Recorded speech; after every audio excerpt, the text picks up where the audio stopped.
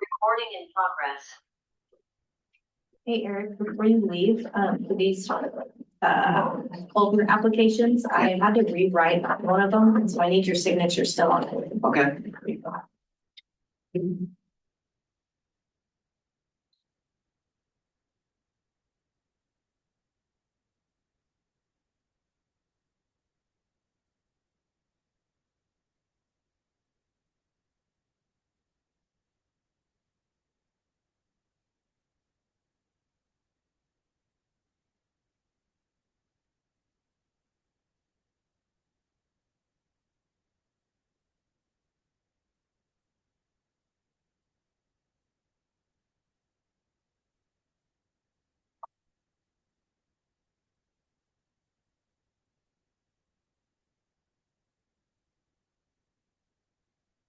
So do you know where to find our Holman County Town Cloud and all that? This page, okay.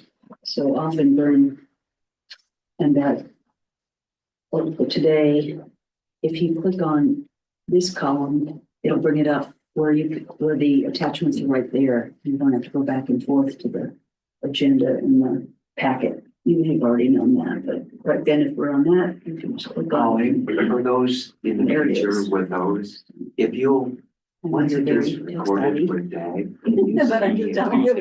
Thank you. Executed ones, Absolutely. and then I'll get them mailed out Okay, to perfect. the property owners. I'd be happy to do that. Kind of seems to be a missing link there, and I haven't really pursued it, so. Yeah, generally I try to send them to whoever comes in directly, like if they leave an email address, for me, but I have no problem. See, like here's a large amount. It is unsegregated taxes. She segregates them.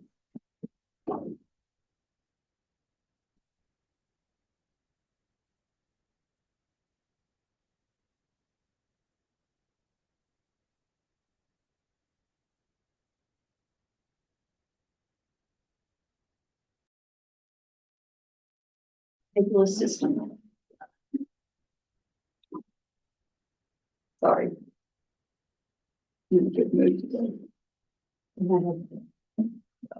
Sugar and caffeine. On the agenda here, you minutes approval, you got previous, so that's for the previous. Oh, 18. 18. Sorry.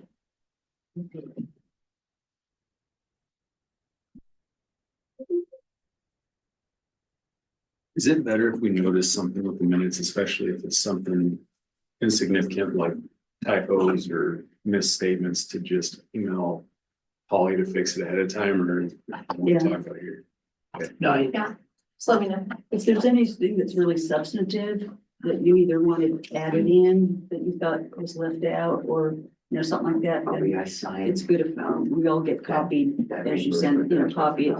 But if it's just the little things or correcting someone's title. And it went back to Hogan. Just So I don't know how long it'll take, but it should be. It said Judge Pete Grasky. Grasty, it said Grasty. Did it? Yeah, I already caught it. Oh. Got it. Told her. Funding. Thank you. My attention to detail. Yeah, it should, so. Smashed them both. He's Pete Italian. Grasky. Okay. all right, good morning, everybody. It's Wednesday, January 8th, 2025. County Court's now in session. If you stand, please join me for the Pledge of Allegiance. I pledge allegiance to the flag of the United States of America and to the republic for which it stands, one nation, under God, indivisible, with liberty and justice for all. Thank you. All right, good morning, everybody. Thank you for your attendance today. We want to start off by recognizing and thanking our new county commissioner, Rob Frank, his first county court session.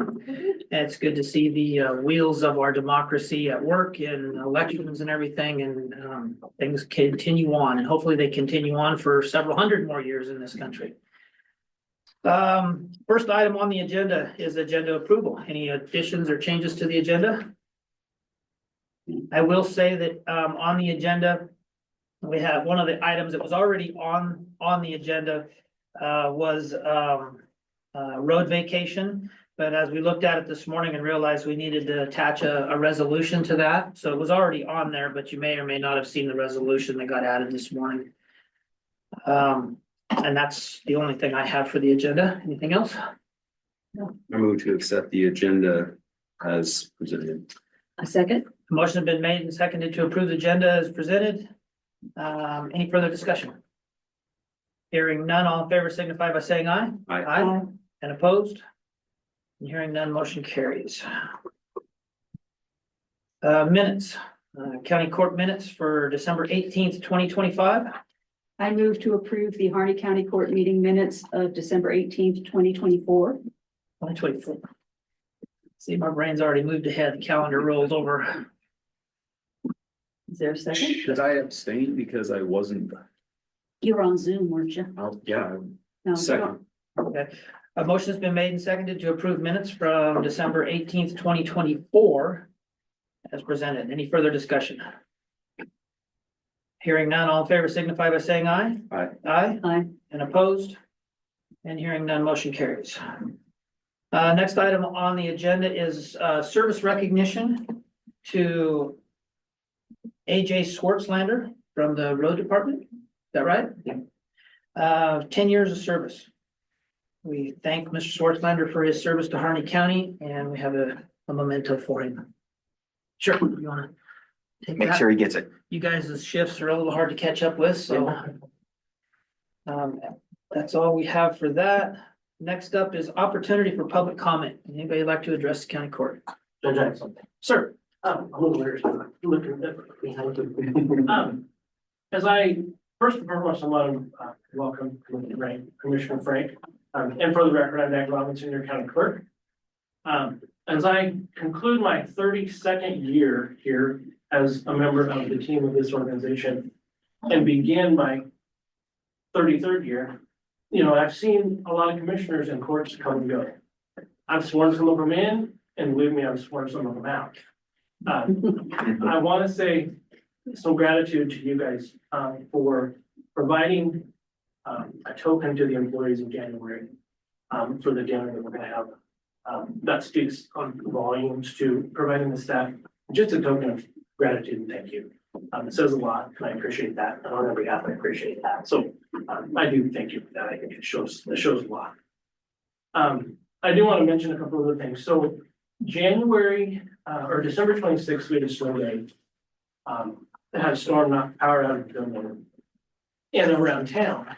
And that morning, we knew the power was out throughout the building and in this building and the other department.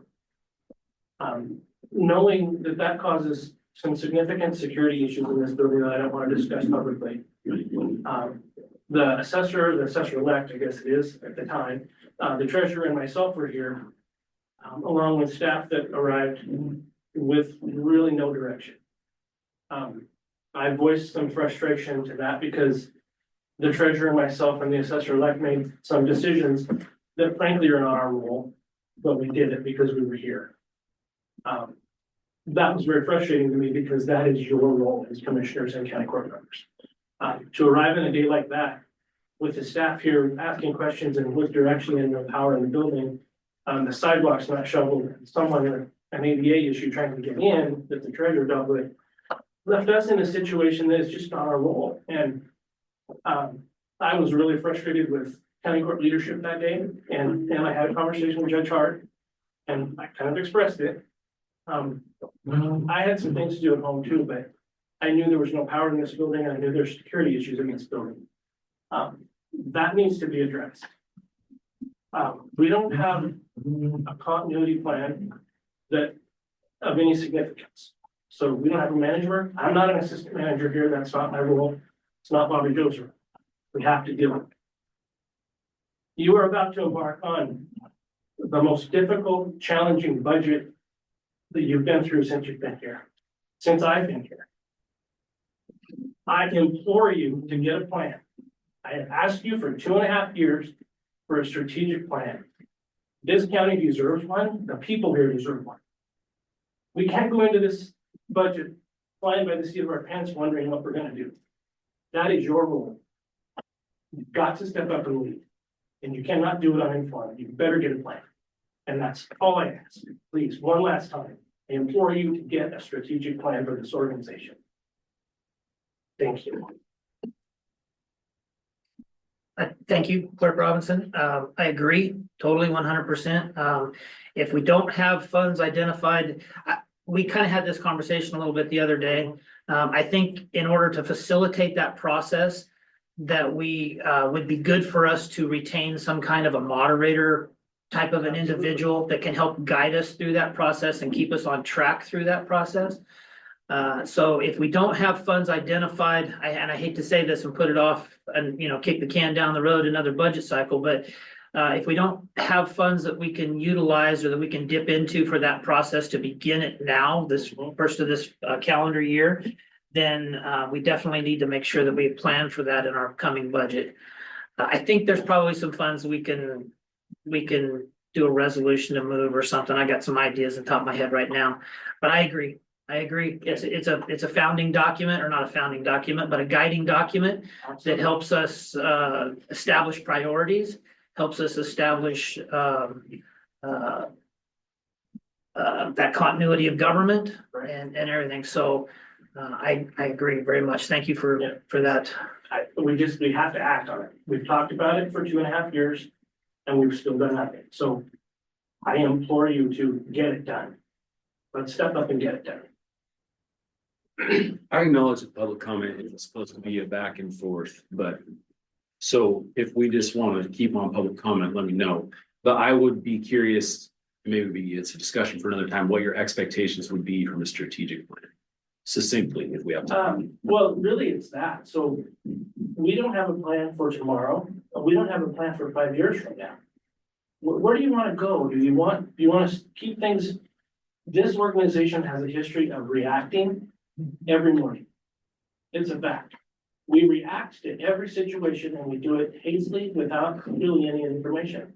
After 32 years of working here, I have seen that for 32 years. We wait till the next thing happens and then we run around trying to figure out how to fix it. Let's give a plan, some sort of a guiding plan about where do you want this place to be in 10 years? We have unfinished projects right now that I know will never get finished with the funding that we have available. I don't know why we're spending so much time talking about it. The $500,000 we gave to the fair will never complete the project that's sitting out there. It will never happen. But yet in June, when we're trying to balance the budget here, bodies are gonna have to disappear and people are gonna ask, well, where'd you do that money? Because programs are gonna vanish. Federal dollars are gone. SRS money that we were expecting this year is not going to arrive. That's gonna affect his budget. He's gonna figure out who he's gonna have to get rid of. That's a reality. That's what I want to plan. Where do you want to be in 5 years? In 5 years, all 3 of your terms expire. You could not be here. That's not fair to the public and it's not fair to this organization to leave them without a plan. That's what I'm asking for. A professional land operation. That's what I'm asking. And just to throw out some topical areas. Yes, when a strategic plan is done and it's moderated and the people are around the table, that's great. But right now, if we can get some actual analysis done that relate to the outlook for our property taxes, the outlook for our federal payments such as Pilton SRS, Burns Urban Renewal and the impacts on that, our department, our county required services, Vice not required. I know people get upset, but we need to just lay it all out. Essential backup stuff that we do not have that is essential and must be done that has not been done for 52 years, and unfinished projects. I'm just writing down as they occur to me and as I hear people mention, we can get that stuff together now, you know, without the moderator, you know, contracted for, et cetera, and start getting all that so that when we do a strategic finance, you know, it can be a strategic plan in general, but you've heard me before in the past say we need to do a financial one, you know, with a heavy financial emphasis because it's all gonna, you Depends on know. it. So I agree. Thank you. Yes. Thank you for listening to me. I just want you to hear me. It's by no way personal. It's just, it's a deep concern I have here. And 32 years here, it's time. This is not 1950 anymore. We've got to get out of that mindset. And that's just where I am. Thank you. Thank you. We have with us today here in a minute, the accountant that does our audit and whatnot. So we might pose a couple of those questions to him when he comes up. As far as public comment goes, Commissioner Frank, I know that in traditional forums or in some forums, a public comment section is just that, allows the public to address the county court or the body itself, whichever body that might be. But I like to encourage some conversation and some communication, so I don't have a problem with little question and answer time, there, so myself. But I've always liked that about the county court. When I first moved here 23 years ago, I sometimes come to county court and listen, and I just appreciated the fact that they were still able to do that. I hope we can continue. We do have protocols, for the conduct of these meetings and public comment, but again, I appreciate the way we are able to do it most of the time. any other public comment? Not seeing any, and I'm usually remiss at doing this, but anybody online, public comment? I don't see any hands raised or anybody coming off mute, so I'll say no. And we'll, excuse me, we'll move along. Old business, no, we don't have any old business. New business, first item under new business is John Russell, our county auditor, and his presentation. Sir. Judge, commissioners, appreciate the opportunity to be here with you. I've got a Thank you so much. copy of the audit report for you. Thanks. Mr. Frank, welcome. I've watched a little bit this morning as I've been in the room and, all right. Do you feel like you're drinking out of a fire hose just a little bit? Yes, sir. Well, let's throw the audit at you too. Right all over it if you. So- That's what I do. I want to thank, before I get going, Bobby Joe and everybody else that I worked with here, performing the audit.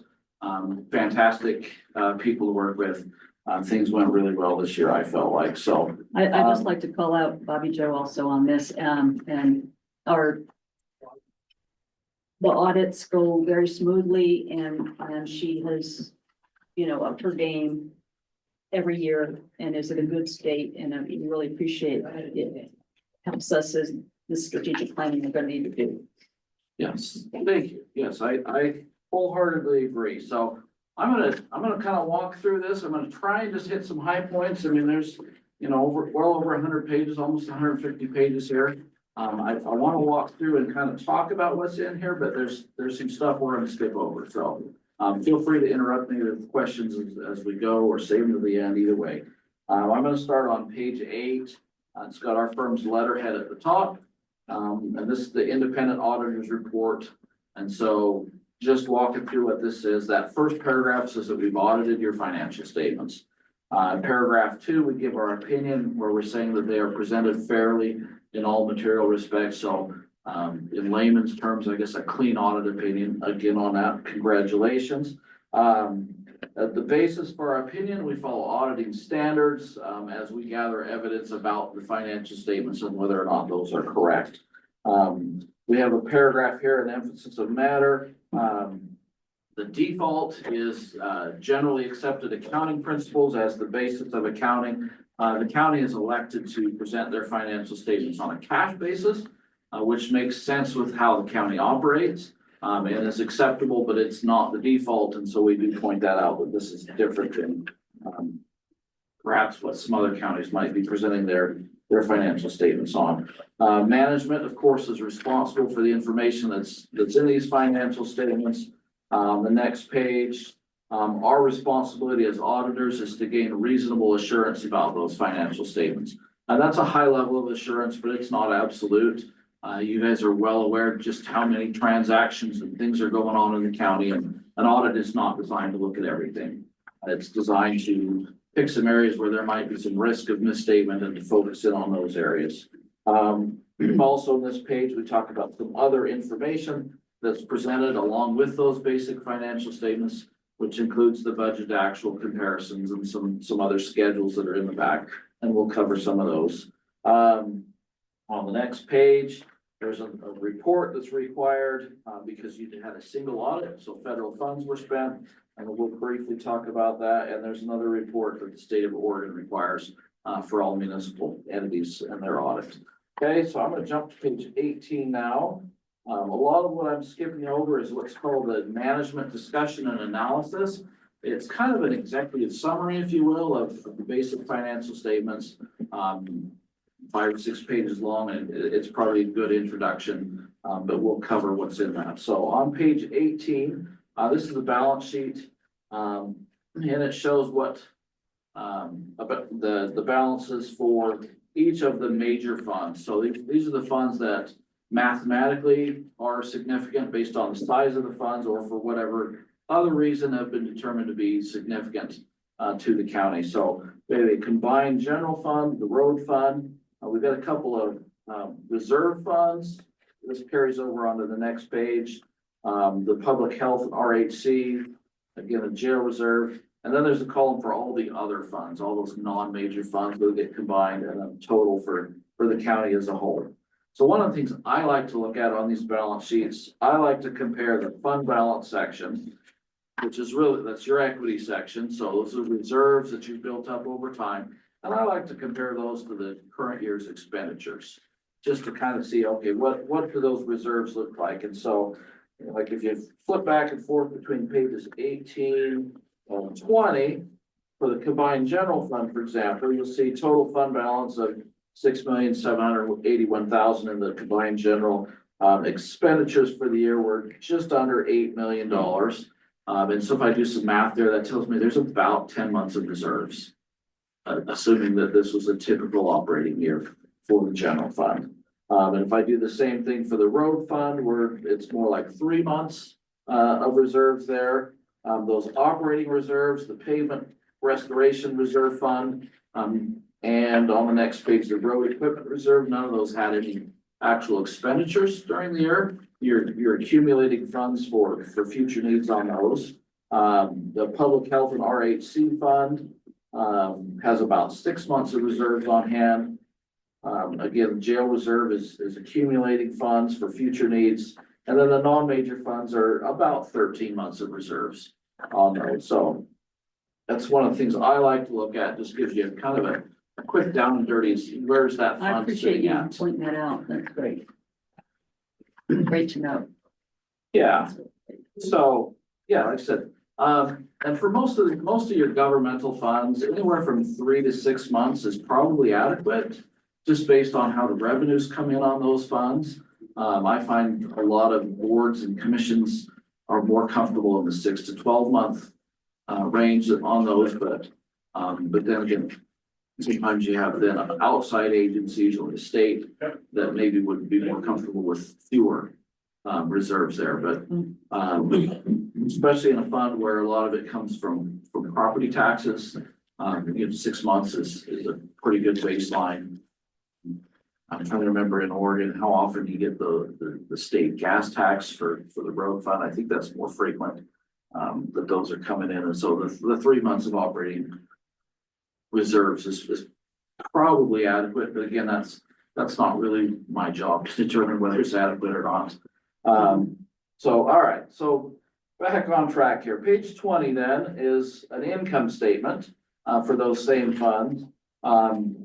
We looked at an income statement. This is relatively familiar. So we have revenues in the top section, expenditures in the next, and then there's a line that says excess or deficiency of revenues over expenditures. And that's really a profit or loss, if you will, from your regular operations. So you'll see the combined general fund is about $40,000 profit. The road fund was about a $91,000 loss for the year, and kind of go through and look at those. And then below that, we have transfers in and out. So between funds, money that gets transferred there to support some of those operations.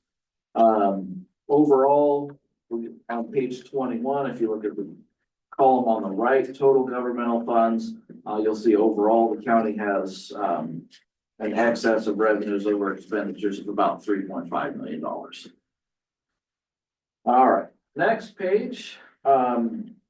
is a statement of fiduciary net position, so page 22. And this is just recognizing that you're holding some cash that belongs to someone else. Whether those are other taxing entities or perhaps the state, that's money that's just passing through the county. And then page 23 then kind of shows, how much came in during the year, how much went out during the year, kind of where that's going. So you'll see, fees collected for other governments, about 180,000. Again, the vast majority of that is property taxes that's collected for other governments, a little over $16 million, both in and out for the year. Not much change overall for the year, but again, we've got to account for that money that belongs to someone else. So, all right.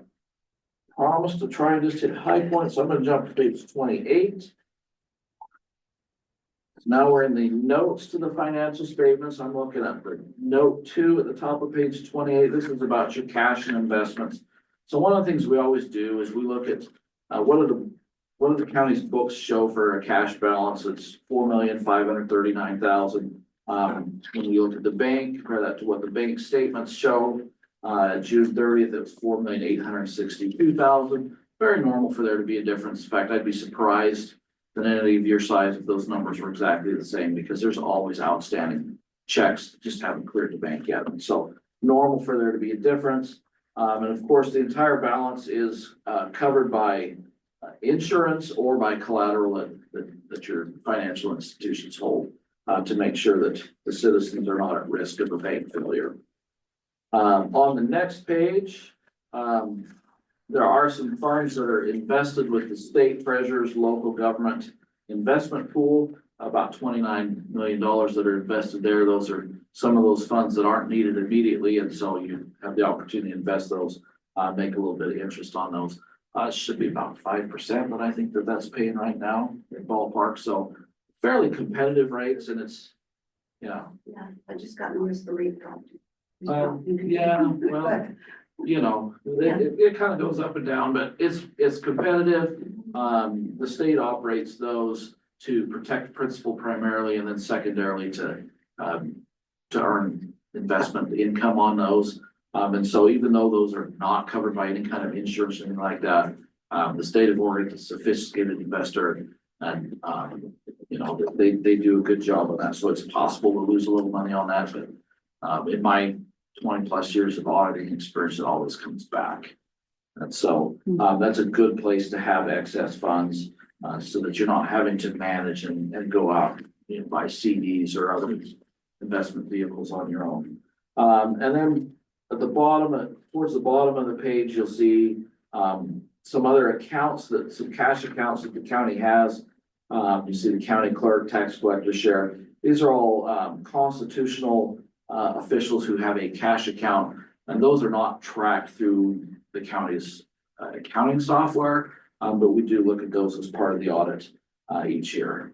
So those are accounted for, they're just not part of the accounting system. Okay, on the next page, note 5 is one that we've worked on a little bit in the past, just recognizing that the county has landfill facilities, and there's a future obligation when those are retired. An environmental obligation that has costs associated with that. And that's something we've got to look at every year. That third paragraph, really, there's some info on it. The estimate is that those are at 13% of capacity. I think it's been at 13% of capacity for a while. So it's not like we're using that capacity up very fast. Estimated closure costs, about 49 years down the road, are $361,000. $61,000 has been set aside for that. It's earmarked and restricted for that. And then any remaining costs are anticipated to be to use general fund monies to cover that. Currently, that would be about 4% of general fund to cover that. So again, that's something that's down the road, pretty long term, realistically, unless there's some new, environmental regulations that come out. Nothing coming down the pike that I'm aware of, but I'm not in that arena too much. So, okay, on the next page, note 8, we're looking at some long-term liabilities that the county has. In this case, it's a lease purchase for a grader. And you can see, so we've got the balance. So that matures in 2026.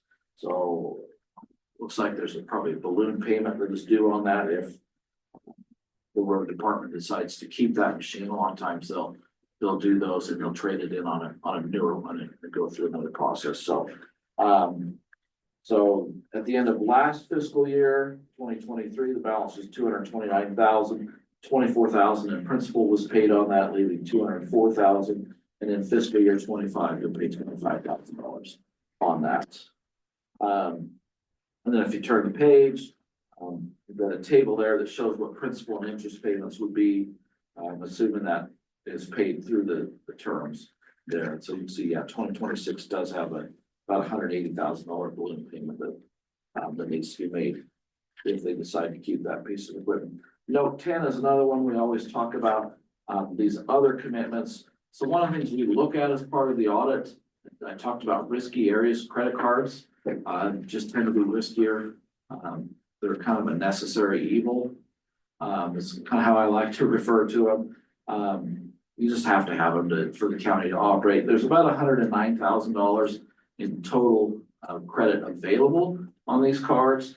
At the end of the fiscal year, about $20,000 was the balance on that. Of course, that gets paid off every month. And we typically, as part of our audit procedures, we look at the last month of the year, and then we pick one or two other months throughout the year at random and just look and see, are the credit card policies being followed by those employees who have access to those? We're looking for receipts and that sort of thing. I'm happy to report in the months that we looked at, we didn't see any issues. We didn't see any instances of abuse or misuse of those credit cards. Doesn't mean that it didn't happen, just in the months that we looked at, they didn't. But it does, in our opinion, that those policies that you've got in place are working as designed to keep controls in place. So, all right, page 34 is the next one I'm going to look at. This is your general fund, the budget to actual comparison schedule. There's a lot of, each fund has its own budget to actual comparison schedule. We're not going to cover all, but the general fund is important to cover. So the way this is set up, there's a budget column for the original budget and then the final budgets for any amendments that may have been adopted during the year. We compare those to the actual results. And then the variance column on the right is formatted so that if it's a positive number, that's a favorable variance. For example, property taxes, you budgeted for $3.3 million. Actual receipts were just over $3 million, so about $282,000 less than budgeted. Therefore, that's a negative variance there. Overall, on the revenues in the general fund, 5.2 million less than expected. My guess is a lot of that most of that's the intergovernmental line. So that's probably a lot of grants that were applied for and either weren't awarded or didn't come in. Maybe they were awarded, but that was a slower process than anticipated. What else could it be besides? So most of that intergovernmental is either money coming from the state or from the federal government. So some of it could be timing as well. Since you're reporting on a cash basis, you're not recording those revenues until they're received. So that could be a factor in that as well. Okay, more importantly than the revenues, as far as the budget compliance is concerned, is the expenditures. And you'll see each of the departments. I know you guys were talking about this, the commissioners before the meeting, some of those departments in the general fund. And for those departments, you'll see a line for personal services. So for your employee related expenses, materials and supplies, and possibly for capital outlay. And you kind of go through and then say this statement or this schedule is about 4 pages long. So as I flip through, I can see on page 35, the juvenile department went just a little bit over budget on materials and supplies, but overall is under budget. The veteran service department is a little bit over budget. Again, that very well could be due to timing of when expenditures happen on that. On page 36, the treasurer is a little bit over on personal services, but again, overall for the department is under budget. And then on page 37 is kind of the end of this schedule. So you can see, by and large, there's pretty good compliance, with what's budgeted and what's spent. And then at the bottom of the page, then there's other financing sources or uses. And this shows just some non-operating things that happen, so selling assets. You know, you budgeted for some contingencies there that, were not needed, and then our transfers between funds, so. Okay, page 38 is the budget to actual for the road departments. Everything looks good on this one, under budget on all lines on this one. I'm gonna skip to page 42. Some of those reserve funds, like I mentioned before, didn't have any actual expenditures. So page 42 is the public health RHC fund. And you'll see again, no issues with, with the budget there. Everything's under budget. All right, and I'm gonna jump to page 51 now. This is a different look, at the budget, the actual for the general fund. We're going back to that. It's a little more summarized version, so you can see it pretty quickly. Excuse me, which page? Page 51. Thank you. So this page is is the revenue. So we've got some non-departmental revenues like property taxes, at the top. And then some revenues or resources that are specific to those departments, what was budgeted, what they actually received, on the revenue side. And then the next page is the expenditures. Again, same format, a positive number in the variance column, is favorable. The only department that's over budget, on the expenditures again is that Veterans Service Officer Department. And overall, the general fund is well under budget, total expenditure, about $6 million under budget, so. I see, and you'll see grants, that department there, had budgeted $5,444,000, only brought in only spent $604,000. So again, the revenues didn't come in, and so the money didn't get spent. So could that also be though, on that line? Our fairgrounds project, wherein we have the funds and we budgeted them. But Yes. we didn't expend them because the project is just now taking off. Yes, So could that be yes, for that yeah, one? yeah, typically when you budget, especially for grants, you budget high. As if everything's gonna happen and work out just beautifully. So that you don't have to go in and say, oh, wow, this is proceeding faster than we thought, or, yeah, it was, and, when you budget for a grant, you typically budget as if you're going to get it. So that you don't have to come in and go through the whole process of reopening the budget, because, hey, we got $1 million grant that, well, we tried for it, we didn't think we were getting it, but we did. You just budget as if you're gonna get everything's gonna happen, so, it's very normal in the grant world to see large differences between what you budgeted and what you actually received or spent. So in this line, grants, original and final, 5.4 million, and actuals of 647. That's what we projected to get in our budget, and what we actually received was the 647. So, Is yeah, that right? you're looking at page 51. Yeah. Yes. Yeah, yes. Mhm. And Those are revenues, not Yes, expenditures. yeah, those were the revenues, yeah, and you'll see similar numbers on page 52 when you look at the expenditure side. Which tells me that the management you've got in place for that is working. That say, hey, we're hoping for this to come in, and here's how we plan on spending it if it does. And the fact that it didn't come in and we didn't spend it even, because with that budget, approved budget for the expenditures, the authority is there. But you've got people in place that are saying, whoa, just because it says we can spend it, we didn't actually get the money, so, Okay, yeah. so yeah, the actual revenues is 647 and some change, and the actual expenditures on that same one are 604, so. Yes. Yeah. Yeah, judge, so for instance, one of the big ones I can think of was like B Street expansion was in general fund, and then this year, it's in its own fund, and then, is there an annex, something grant? I think both of those Yeah, were budgeted for last year within general fund and monies weren't received yet, and so that's Okay. a big chunk of that figure. okay, So, yeah. So again, this is just a little bit more of a summarized view of that general fund. Again, you look at that list of departments and there's a lot going on through the general fund. A lot of the other funds, are set up because there's a specific revenue source that can only be used for specific things. And so to track those are set up in their own funds, to facilitate accounting for those. And so I'm gonna skip over most of those. In fact, I'm gonna skip over all of those. I'm in danger of boring you to death. We're talking a lot of accounting, so I'm gonna jump all the way to page 128. So pretty much everything we're skipping over is budget to actuals for all of those small funds that get combined. So on page 128, what this schedule is the schedule of expenditure of federal awards.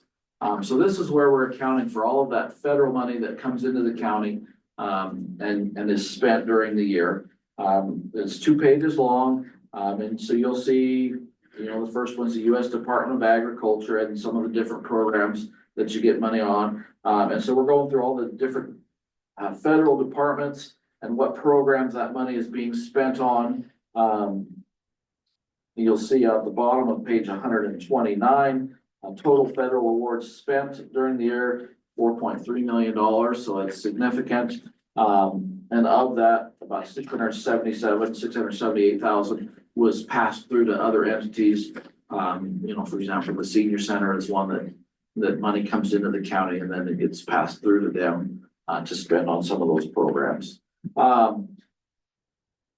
If you have more than $750,000 in federal awards spent during the year, you're subject to what's called a single audit, which is a compliance audit on the strings that are attached to that federal money. That number's going up to $1 million, but you guys will probably always be subject to, you've got a lot of federal lands in the county. And as long as PILT doesn't go away, you're gonna be subject to that every year. When we look at that, we've got to pick what are called major programs, and audit the compliance on those. So we don't audit the compliance on everything. For example, the WIC grant the states for $385. So we don't, that one, there's not much risk there. This year, the ones we did test was the Forest Service School and Roads Cluster, for $1,358,000. We looked at the invasive and noxious plant management, from the U.S. Department of Interior of $217,000. And from the U.S. Department of Transportation, we looked at the formula grants for rural areas of $202,000. So those are the programs that we did a kind of a deep dive into the compliance on those. Just so you know, probably next year we'll end up looking at PILT. They want us to kind of rotate through those, and then obviously there's an emphasis on larger programs or ones that the agency is determined to be higher risk. For example, a lot of those COVID monies in the past years were just deemed to be higher risk, and so we had to look at those. so is that just a deeper look on dollars, on funds that are specific for certain types of expenditures? Yeah, so what we've got to do is go in and look at, because those federal agencies say, here's how you can spend the money, here's what you can spend it on, here's some of the things you have to do with that. For example, some construction projects require signage, or made in America parts, or there's all kinds of different things. They can require that you meet Davis-Bacon wages, so that all of those famous infamous strings that are attached on that money, we've got to go in and look at those. For the most part, we're able to go in and look and see, okay, was the money spent on something that is for that program? And, and did you follow your typical procedures on that? Usually that gets us 90% of the way there on those. And so, So if you look at PILT next year, whereas PILT goes into general fund for general governmental services, it's pretty broad. PILT is extremely low risk as far as compliance, because You know, you can't spend that money on alcohol, drugs, prostitution, lobbying. The four sins, right? Beyond that, as long as it's a legitimate government purpose, you're allowed to spend those funds however you want. And so basically, all we've got to test as far as compliance on that is, did you follow your policies on that? Some of those other grant programs have more specific requirements, you know, for flip back. So for example, the formula grants for rural areas, that money was all passed through, you know, to Harney Hub. And so we've got to basically look and see, okay, is there monitoring of Harney Hub? And of course, we also did the audit there. And so I actually audited on that side of it too. So I can tell you that one has no problems. But so, yeah, some of these programs have some, invasive and noxious plant management, pretty specific use there. And so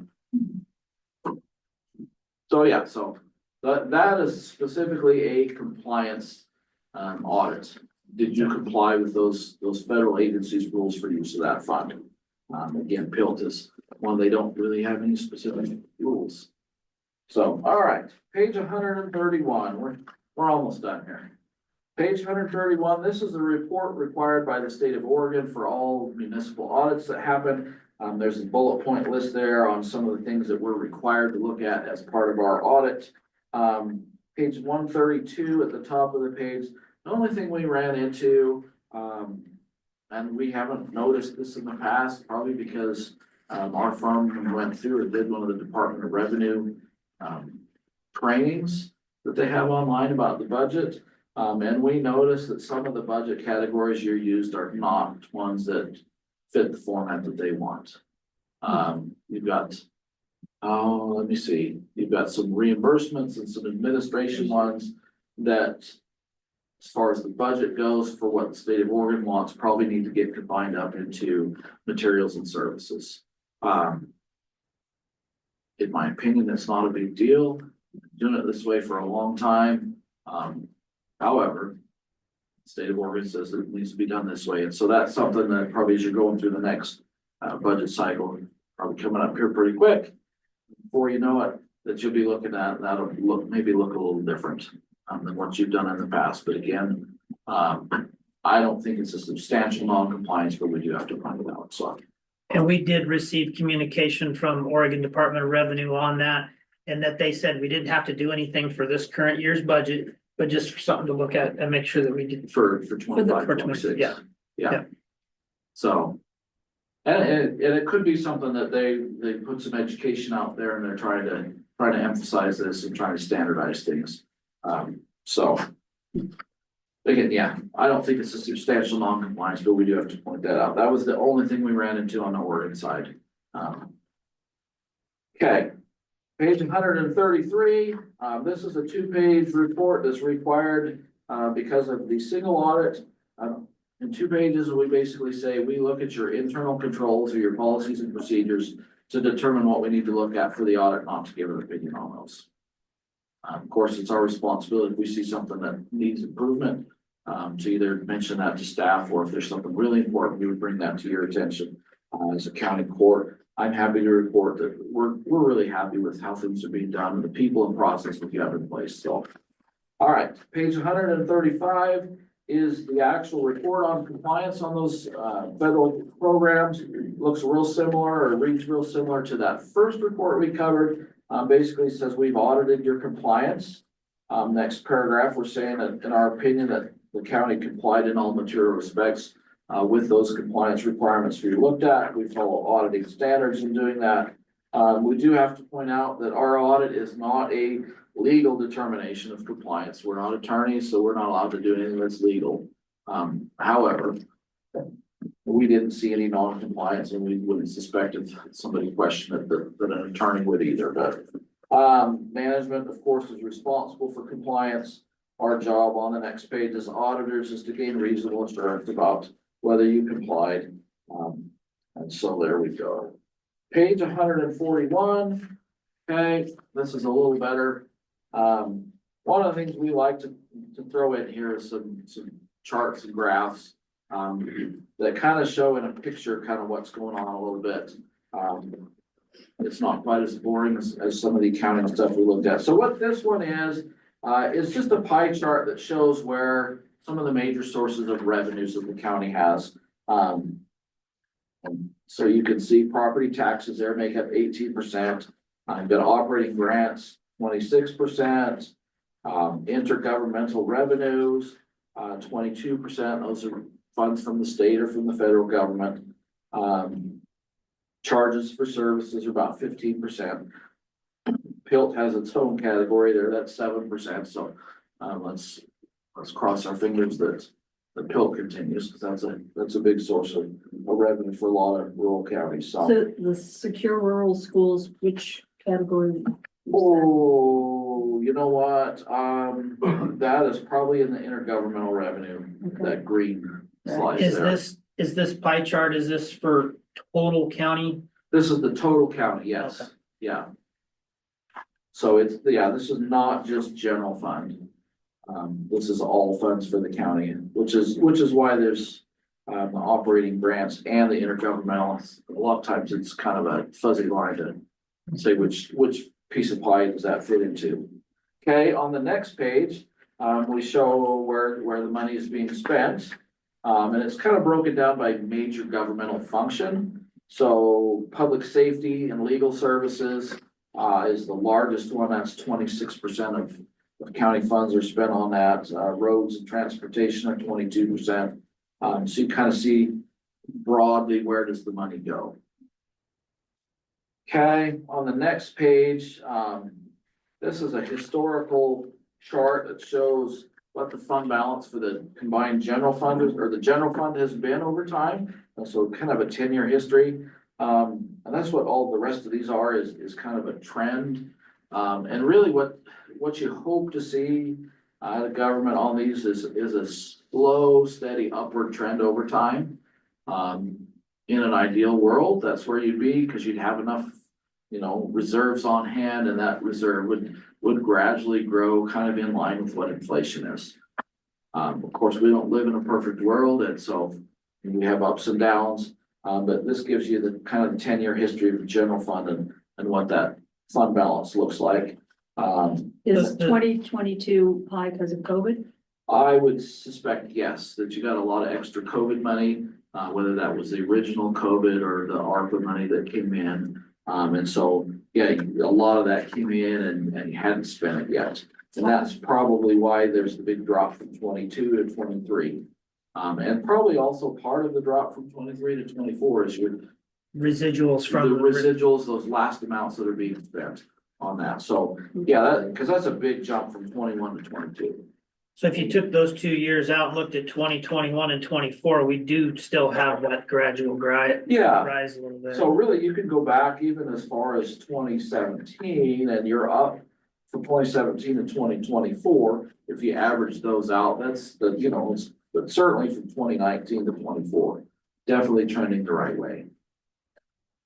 Part of 2022 was a grant that was, Suzanne, that we had budgeted and we're all in general fund. Yeah. And so we acquired those funds and we spent them, so that's why the high balance. Well, that's not, Those were some of the communication projects, right? And were those funds tied into any ARPA Recovery Act stuff, or was it Not. either directly from the federal government, FEMA, or from the federal government to the state It was. to us? FEMA, it was, direct from. It was direct, but it wasn't FEMA, it was federal money. so the COVID, the ARPA, that, all of that helped shoot that 2022. Fund balance way up. That's good to hear, because when our budget crisis hit, in 2018, you can see, where our fund balance is at its lowest. And, this helps me feel a little better even though. Right, yeah, no, you look at that 2019 figure, that's gotta be what, $125,000, that doesn't operate the county for very long at all. We were down to 50,000. Yeah. right? You know, and that took everything we could do just to get through that year Yeah, when, so. when it happened. It was such Yeah, a- and all of that is before my time, auditing here, but I can see, looking at this graph, that there's been a lot of effort over the last handful of years that have gone into getting the county into a better spot financially, and there's still work to be done.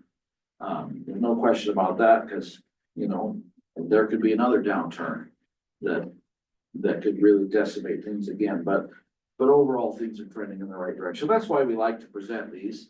I don't necessarily know why all these things are happening, but it gives you kind of a real quick picture of what's going on. Page 144 then is the road department.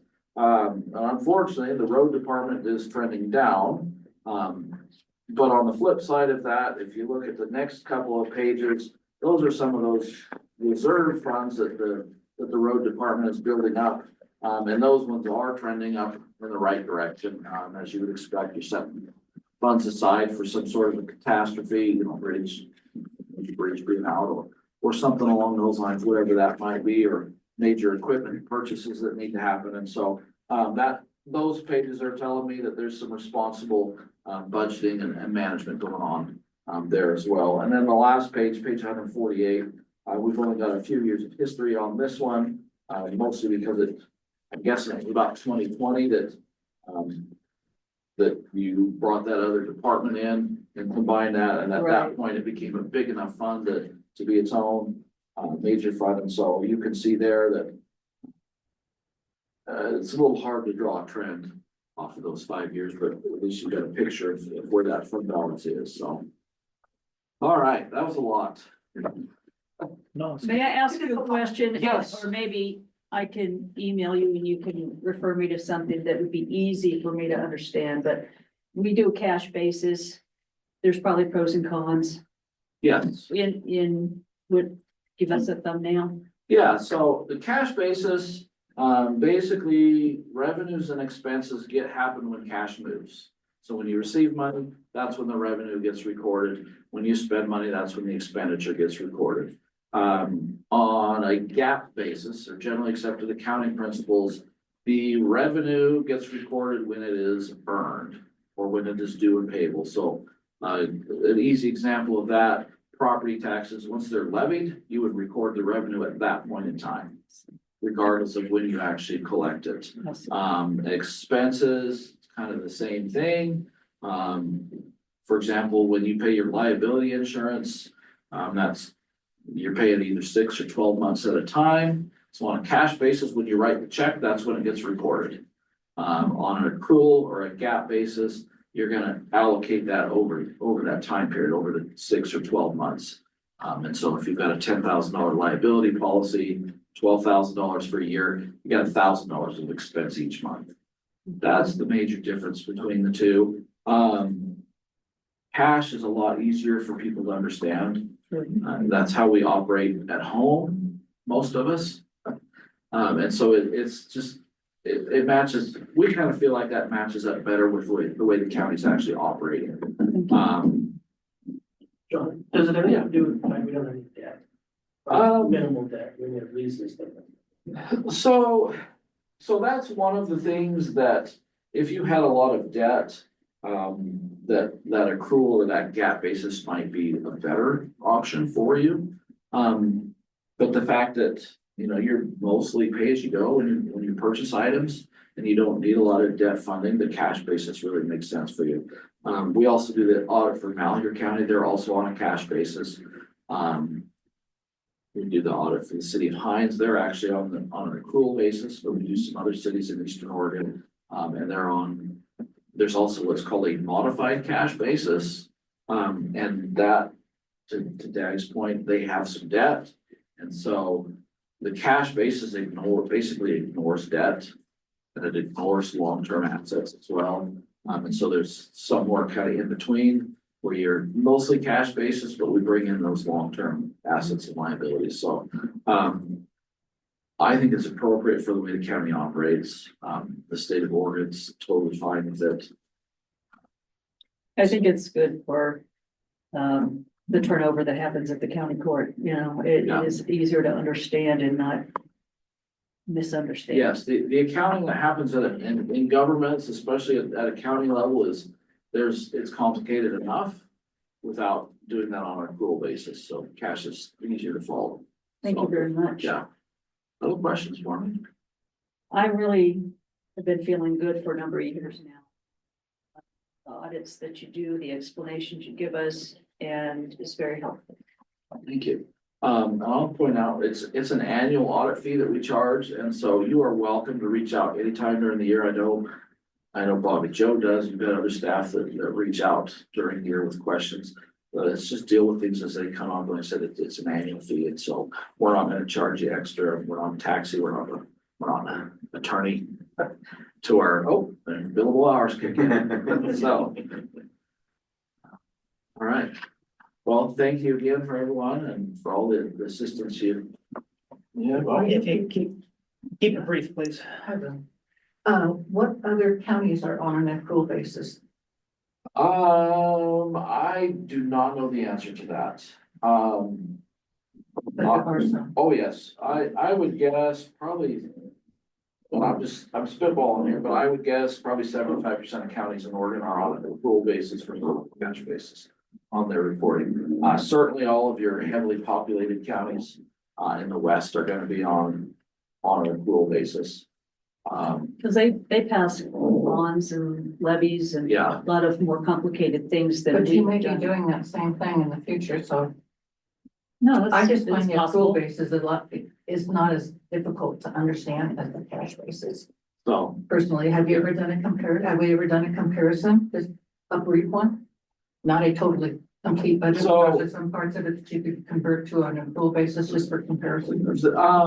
so that's a possibility. So what I would recommend is if the county does go out for some bonding or some debt like that, that may be an appropriate time to say, maybe let's go to that modified cash basis to where we're accounting for those long-term assets and liabilities on the books.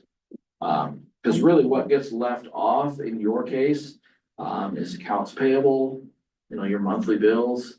You're gonna pay some bills maybe today that were for expenses that happened last month. But month to month, the amount of that doesn't change. Any accrued payroll, so if you're making a payroll, that's in the next month, it's for the prior.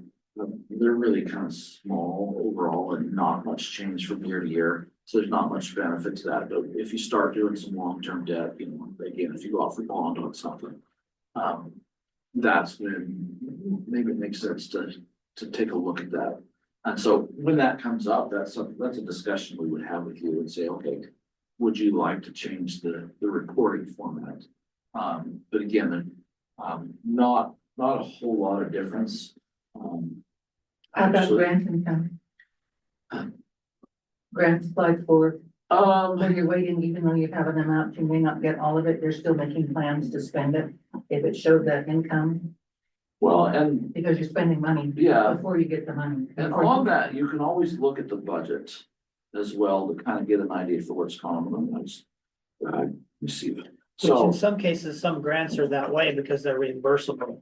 Right. We have to have the funds somehow to pay the bill and then request a reimbursement. Mhm. yeah, so to her question real briefly, on page 31, note 7, compensated absences. So we have it in the notes. We don't have it on the face of the financial statements. And this recognizes that your county employees have vacation time that they've earned, and so that money will get paid out at some point in time. Sometimes it gets paid out, if they leave, or it gets paid out when they use it. And so at the end of fiscal year 23, that liability was $224,483. At the end of June 30, 2024, that was $273,000. So not quite $50,000 difference. On an accrual basis, that difference will get recognized. In my opinion, $50,000 on the government-wide financial statements is not significant. We're talking. Let me just put it here, take a look.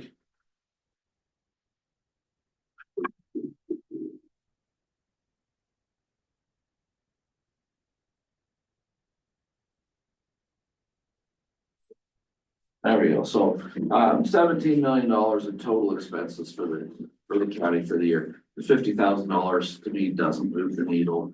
And those are the kind of amounts that we might be looking at for accounts payable or payroll liabilities. Some of those things that we.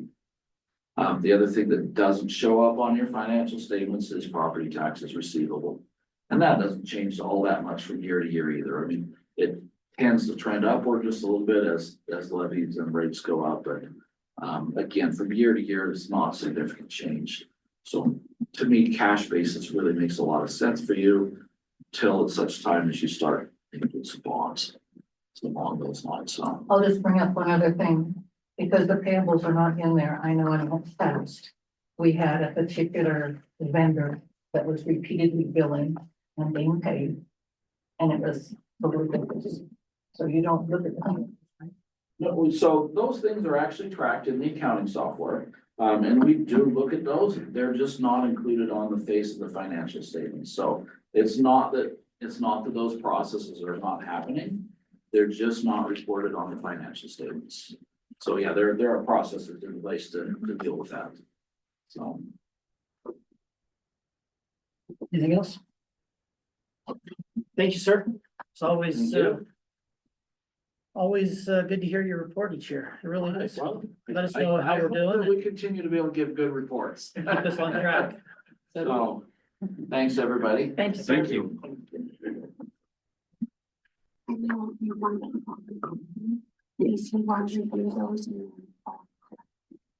I keep a hard copy because I write down another day. I'm sorry, what was that? The hard copies we had. We got limited numbers, public places, and then when you respond and say that digital would be fine. So I'll collect those later after we've had time to review. Oh, you'll have digital copies of it? Yeah. I just find that any questions because of me being me. And so I didn't say it. Next items on the agenda, we have a couple of culvert / approach applications. First one is Rickman Ranch.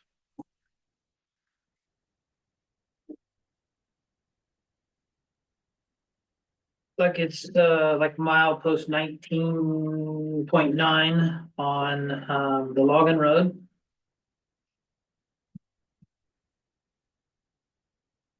And they're just trying to make an approach into their pasture or meadows off the log road. Is there already kind of a pseudo approach there? There is not. So I this will could, be a from new this one. map, it kind of looked like maybe there was already a little bit. There might be one up a little bit, but at that certain point, it's not, no, there is not one. Any No. issues or concerns with that from the? No, I do not, no, there, I met up there with Steve and, you know, the way they're gonna do it, and, you know, and it's gonna actually help getting trucks or whatever off the log road in a stately manner. So it's at a good point where, you know, it's not on a corner per se, and it's, you know, visibility is good, so, no, it's all good. Curious what, when he has had the sticky that said, come see me, I'll show you a trick. There was a sticky that, I think that was from Susan, actually. Oh, yes, that was, Wasn't me.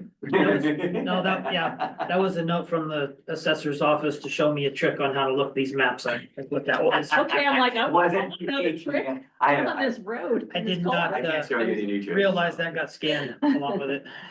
Probably that's close. Thank you.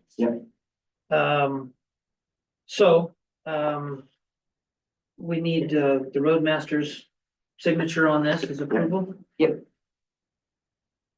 And then we shall put that up to the court. Does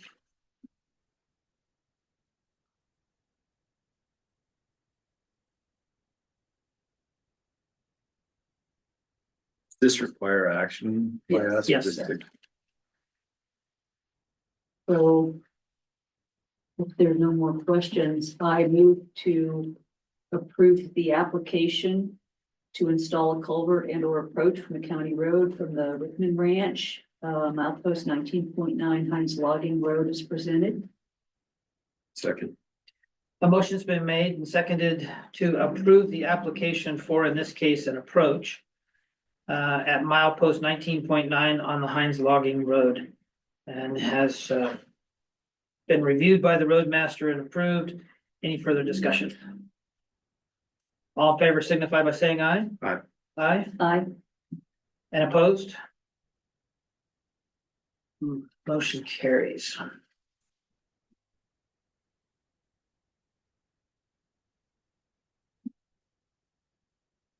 Is this a date that goes into the law? yes.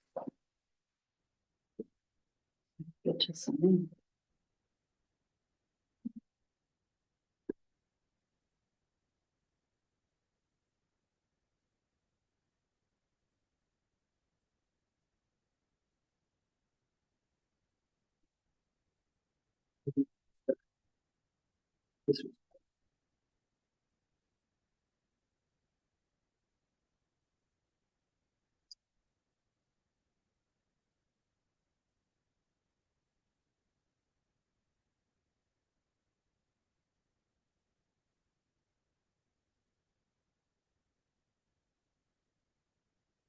Then we have another one, on the Fields Denial Road from Cameron Merle, or Merle? This is one that we've approved already. It just didn't receive the signatures that were required. He was requiring or asking for a copy. And once we did a little digging, but again, it's been run through the county court. It just hasn't received the signatures. Okay, when did it come through initially? Do you remember? I want to say back in October. Of last year? Yeah. So application, and this is for an approach as well. Yes, it is. Fields Denial Road. 90 feet from northeast property corner and 42 feet off the county road. It's just north of our access to the compound down, our Andrews compound.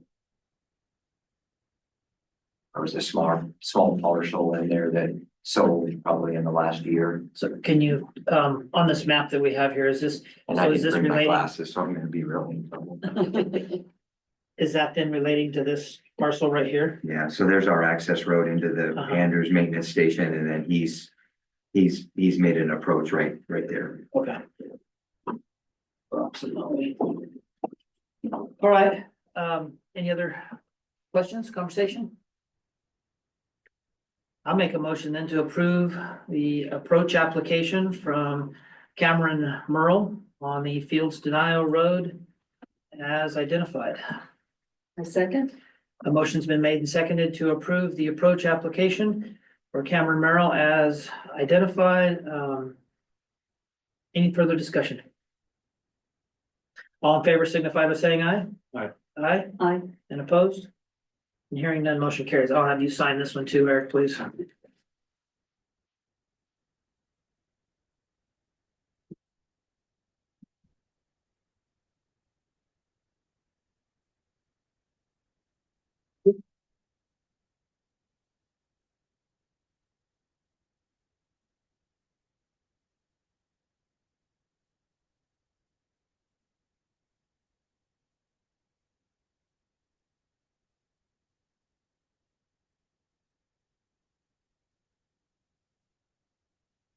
does there need to be a date down here I'll fill it in. and here? Yep. There's two places. Okay.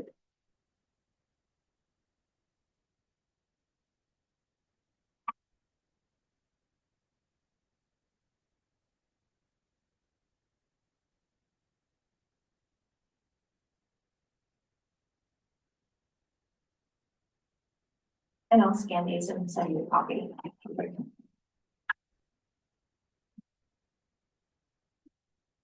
Next item on the agenda is Druzy School District petition for road vacation. In researching the statutes and the options for being able to do this, we found that if the applicant gets their application notarized, that it alleviates, and I think there was maybe one other thing in there, if there nobody else was affected by it. Yeah, if there was no other landowners affected by it, then we didn't have to do the 30-day posting and all that, and we could move more expedient on these requests. So this request is again from the Druzy School District 13 in the town of Druzy, and they're proposing or applying to have 3rd Street between Commercial and B Street, and then the alleyway that separates lot 18-111 and 18-112, and then an alleyway that divides lot number 18-226. Over the years and building and everything, a lot of these smaller communities, infrastructure, building, whatever, has gone across these streets and alleyways already. So, and it doesn't affect anybody else on this one. So, they're asking basically just to join all that and, Good Clean example the of that property is up. a few years back, Crane High School with the football field. There was a street actually Right. that going through the middle of the football field that never legally got vacated. So just situations like that, cleaning things up. it just makes sense. Yeah. Yeah. So, here is the application. Anybody would like to look at that? Are these supposed to go to, am I supposed to send these to like a surveyor or anyone else to report these? Yeah, after we're done with them, after the vacation actually takes place, and it'll go to the surveyor and the assessor's office so they can adjust the plat. Or make an annotation on it. So in doing this, we needed to create a resolution. So resolution 2025-01, notice of hearing and order of vacation of road. Whereas in the matter of initiating proceedings to vacate by the county a road located in Druzy. Whereas the Harney County Court intends to vacate the following described property, and it appears that vacation of the street and 2 alleys located in Druzy, Oregon would be beneficial to the property owner and for the following reasons. To replace the teacherage that on foundation of previous teacherage that rested on the non-existing street and alley. So basically the teacherage, the house that the teacher resides in, they want to replace it.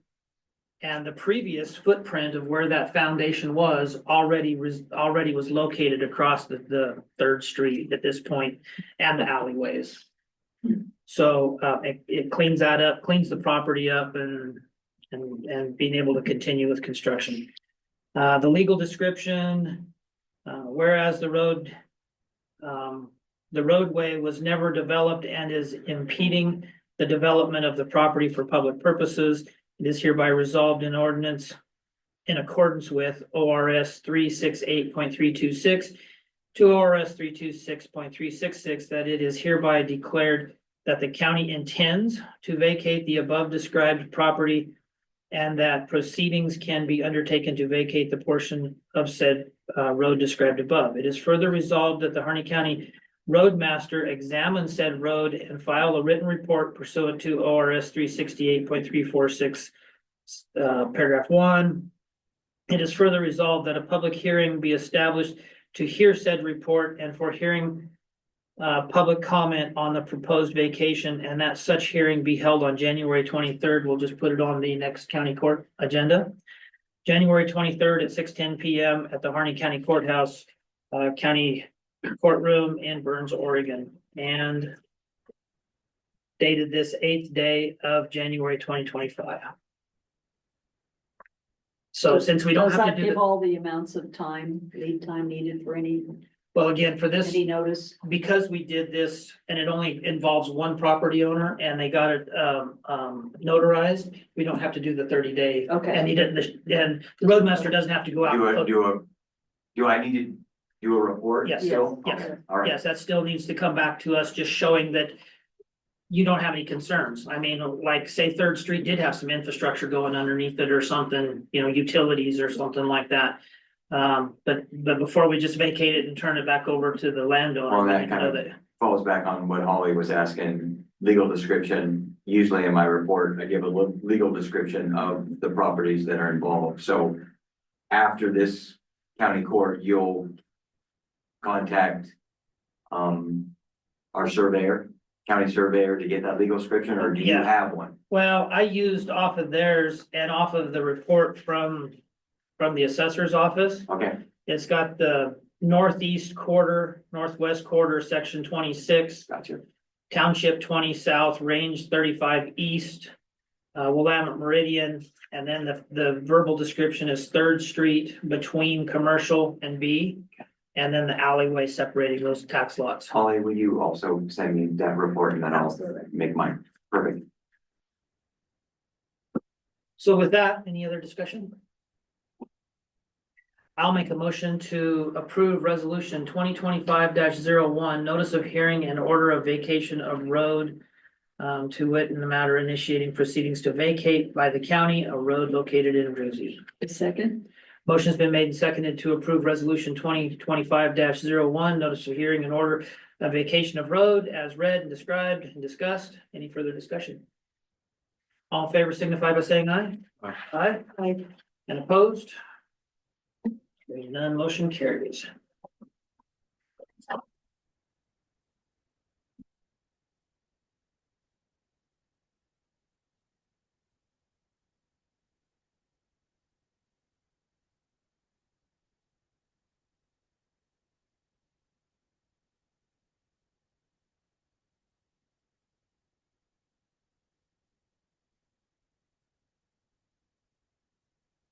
The next item is our annual orders, county business and appointments.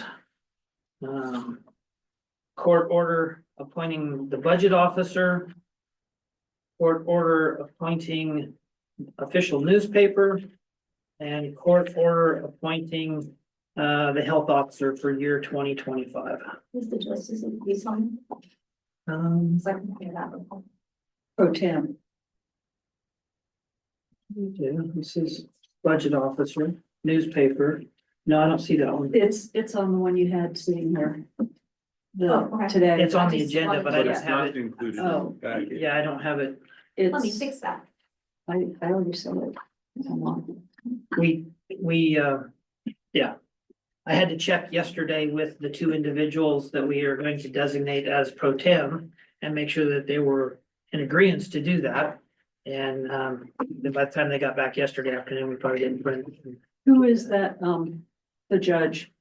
I'm not familiar with that person's name. I'll read it to you here in just a second. It's the new elected justice of the peace in Grant County, Okay. Traco?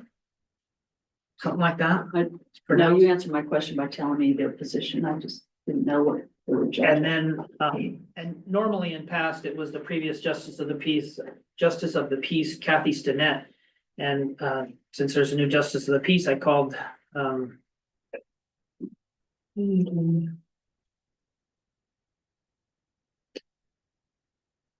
Richard A. Tirico, Tirico. And then also, there's usually two that we always appoint, and, again, John Lamborn, who has normally served in that position and has served as JP pro tem in cases of, conflict or unavailability by our justice of the peace. And I contacted Mr. Lamborn and asked if he would still be willing to do that, and he said he would, so without just nominating people and not having spoken with them. So, with that said, any discussion, well, we'll go to the first one, budget officer. Any discussion or comment on budget officer? Can we do the 5 of those as one motion? I don't see why we couldn't, I don't know, I mean, No, I kind of like them separate, just in case. It might be different. we'll bust through them real quick, like, any conversation on the budget officer? Congratulations. Yeah, do either one of you want to do it? Absolutely not. Darn, another year. All right, I'll accept a motion then. I move to appoint, You got it. I move to appoint, how does it read here? Judge William Hart to, as a court order in the matter of appointing a county budget officer for the fiscal year 2025 to 2026. Motion's been made and seconded in court order to, in the matter of appointing a county budget officer for fiscal year 2025-2026, and that being County Judge William Hart. Any further discussion? All in favor signify by saying aye. Aye. Aye. And opposed? Motion carries. Next court order is in the matter of designating an official county newspaper.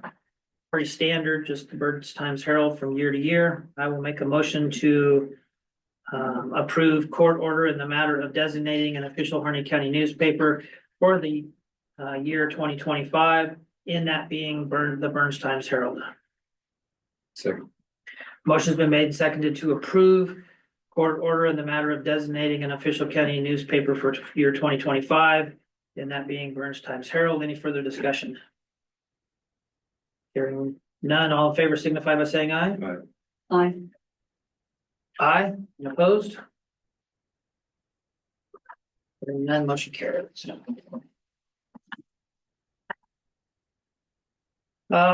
And next one is court order in the matter of appointing a county health officer for the year 2025. And that in that it is therefore ordered that Sarah Leosa, who has been in her role with the county as the county health officer in this past several years. No reason to change that at this time. So again, Dr. Leosa to be appointed. Any discussion? A motion? I move to approve the court order in the matter of appointing a county health officer for the year 2025, that being Sarah Leosa, DO. A motion has been made and seconded for approving court order in the matter of appointing a county health officer for the year 2025, and that being Dr. Sarah Leosa, DO. Any further discussion? All in favor signify by saying aye. Aye. Aye. And opposed? Hearing none, motion carries.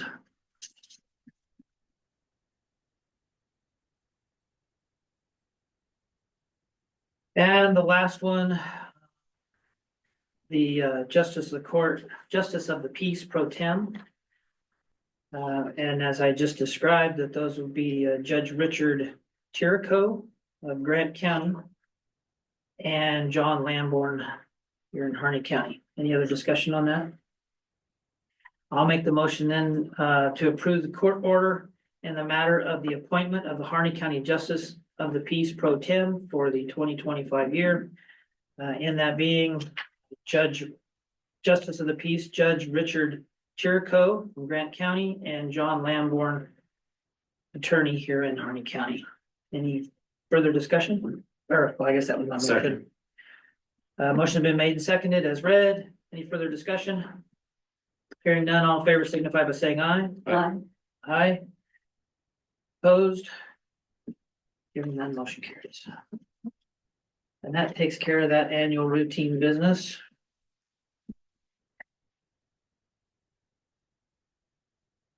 And that takes us to the end of our, pretty much to the end anyway. We do have some correspondence to review.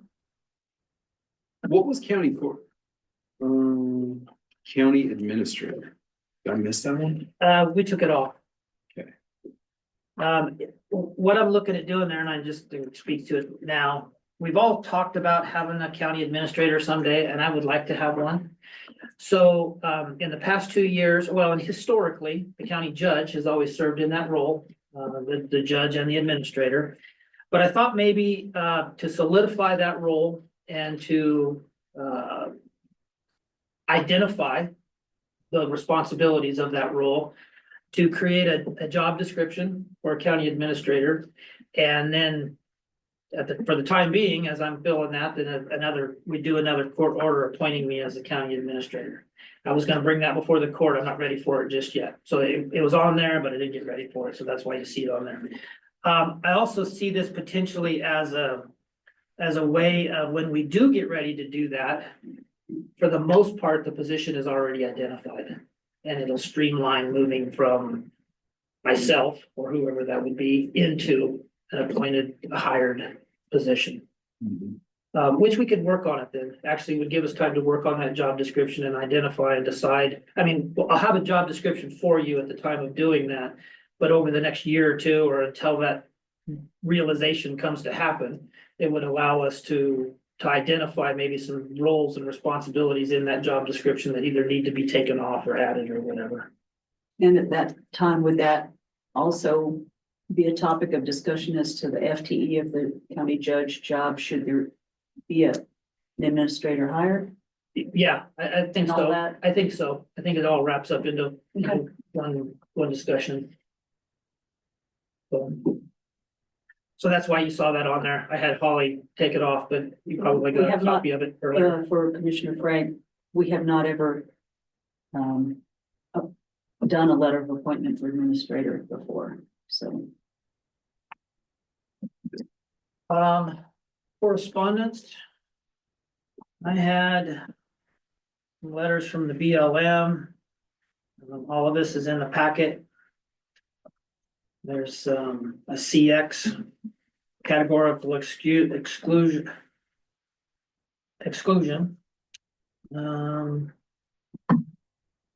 Looks like some post work on fire, Porcupine Fire.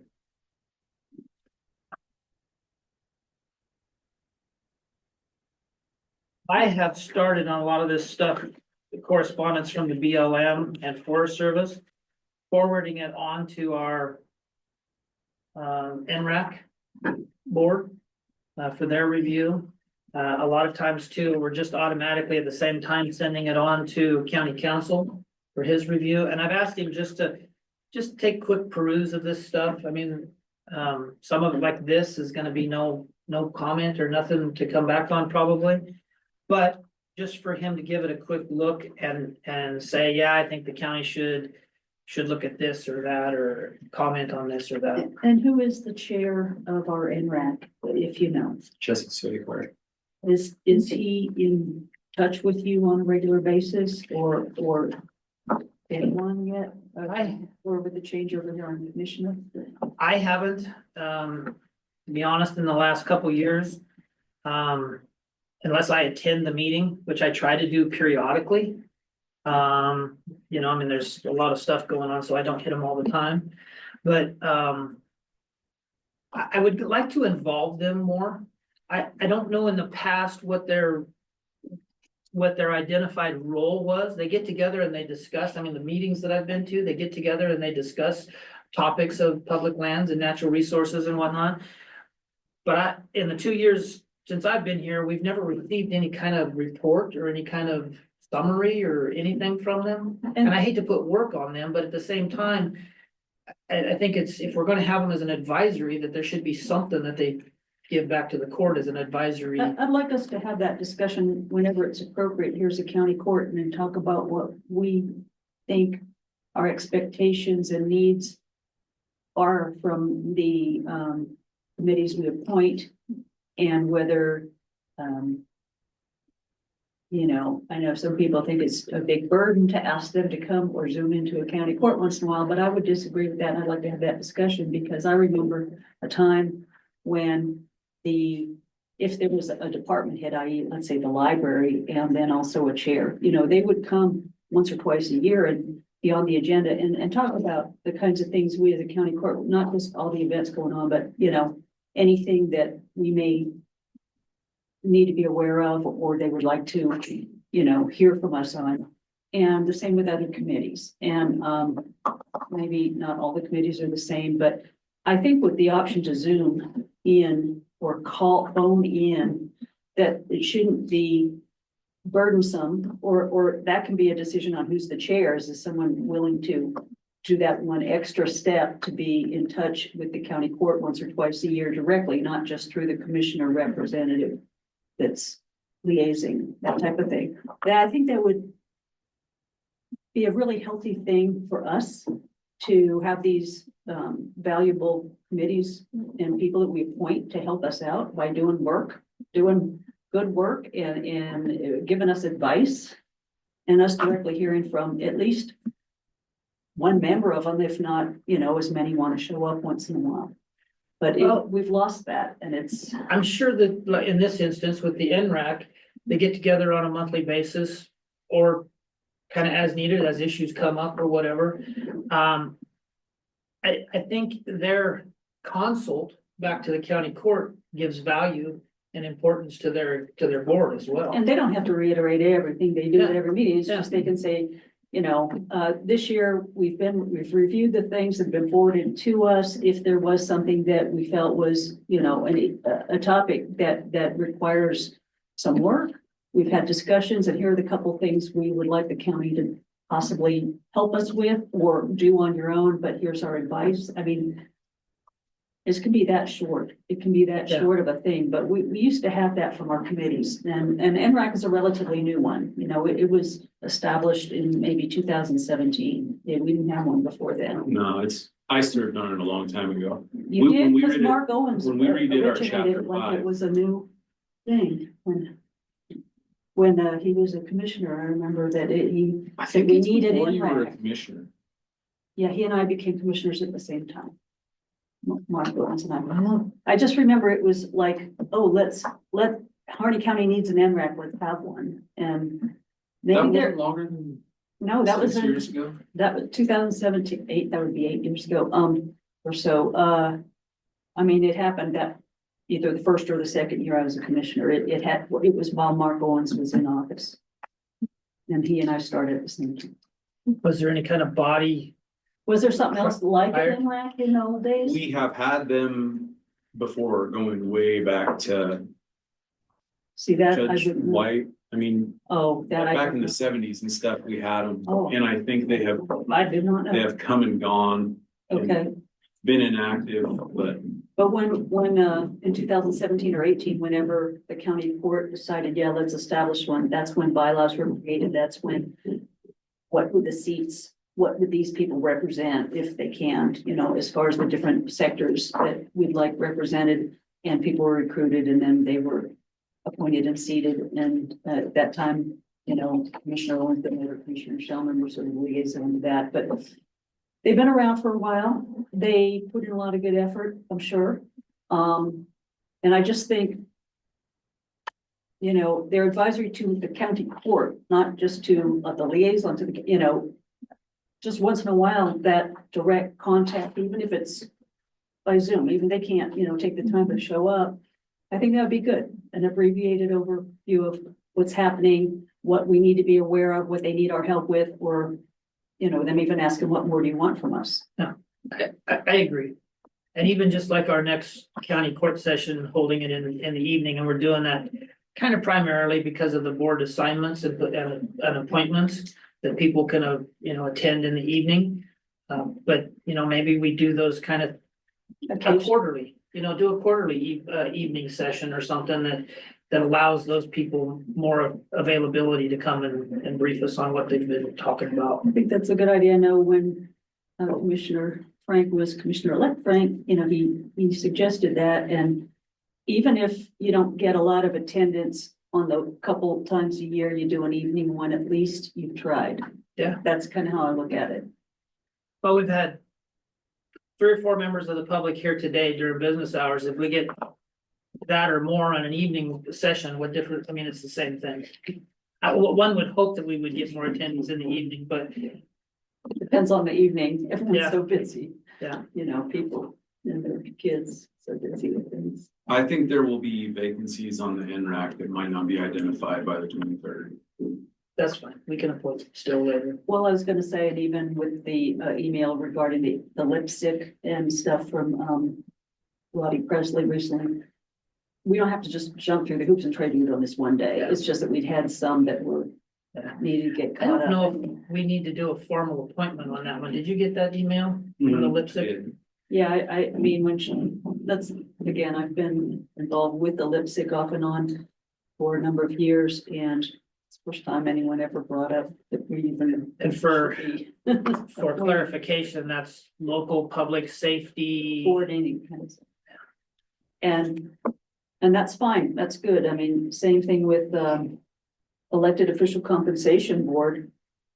When we first started doing those were statutorily required to do annually, and there hadn't been anything done in like 12 years or something. When, again, once it comes to our awareness that there's a requirement for you to be convening something or doing something, and you hadn't been, then you start doing it. That's Which all I think we have 2 letters of interest on that one. Well, they haven't submitted any letters to me, but they've spoken with me and said, Todd Gailey and Shane Otley said that they'd be willing to The serve. 2, but I think we have to have 3 to 5 on that one, I think. We do, and, we were talking about the elected official compensation. I'm board. just saying that we can appoint what we have in our next county court session, And but stick as, at the third. yeah, and still keep seeking the 3rd, or just like the NRAC, whenever as Yeah. vacancies come up. But yeah, I appreciate you telling us there'll be vacancies that need to be filled. Who is the chair of NREC? I didn't catch the name. Jesse Jesse Spakar. Oh, okay. Can we go back to the correspondence real quick? Do you have any insight, or does anyone know? But I didn't see in here where they specifically gave a date for when they were gonna do that seeding, but they said late fall or early winter. But the correspondence is dated December 19th, so if they're talking about fall or winter of 25. That's how I read it, even though you're right, I guess it didn't say that date, but knowing the date of this correspondence, I thought, oh, they're talking about 2025. Like a year from, because if they don't already have that seeding done. It's a moot point. Yeah,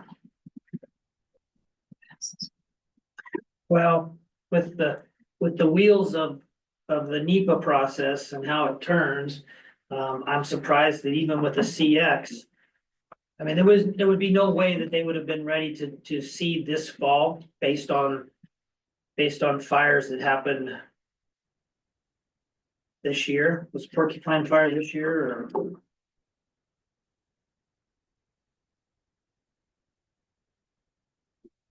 Porcupine Fire started on August 5th, 2024, so there was no way that they would have been able to have those resources identified and do it this year, so. So I would say this is Well, it still should identifying say it the for date. this coming fall of 25. And this is what committee? Well, this was correspondence from the BLM on, Someone who reads things seeding carefully. due to the fire, Appreciate due to you Porcupine doing Fire. that. I'm sure we'll probably be Makes seeing sense more of those on the other fires. And there's some shortage of seed. I'm sure there'll be a shortage of seed available for the amount of ground that needs to be reseeded. Yeah, this is just BLM, so, but yeah, whoever gets to the warehouse first. They have a big seed store, and I know they're kind of regionalized, but they have a big seed warehouse in Ely, Nevada. Mm-hmm. And then there's one here in Oregon. I'm not sure where the one here in Oregon is, but they kind of have them regionalized. Right. Meeting schedule. So just as a reminder, our next county court session will be September 23rd, or September. I'm looking at the calendar and reading, January 23rd, which is Thursday evening at 6 p.m. So does that mean we're going to start a half hour ahead to do our vouchers or not? How do you want to handle the vouchers? Voucher review. Yeah, I mean, because I'd prefer to save most of the time for the public interaction. So we'd do 5:30. Does that sound good then? And we'll be upstairs or here or start one Um, place and move what we have to or what? I don't know. I thought about doing it upstairs, but I have no idea what kind of, Did you reserve it yet? I haven't. That's usually not a problem, so. Holly, how many people, if you can figure it out at the moment, applicants or we have, because I'm assuming they might show up, plus there might be someone affiliated with that outfit showing up as well. This is Sage Rouse meeting, it's that day too, isn't it? I don't know. You mean the one at the state level? Are you talking about a state level meeting, Barbara? Are you talking about a state level? Yeah, And this evening meeting will be a Thursday evening, not a Wednesday? that's correct. Yeah. This month, because of travel and holidays and, Division 512 and everything. yeah. Is your office open? 20th is a holiday. Get that paper back. What paper? Oh, the newspaper, I thought you meant. So this Yeah, month's we can go as far as scheduling that. was a little tossed up. Don't forget about the work session. Yeah, and work session tomorrow at 9 o'clock. On land use zoning. Appeal process. And then. For now, February looks to be back on track for the first and third Wednesday of the month. Okay.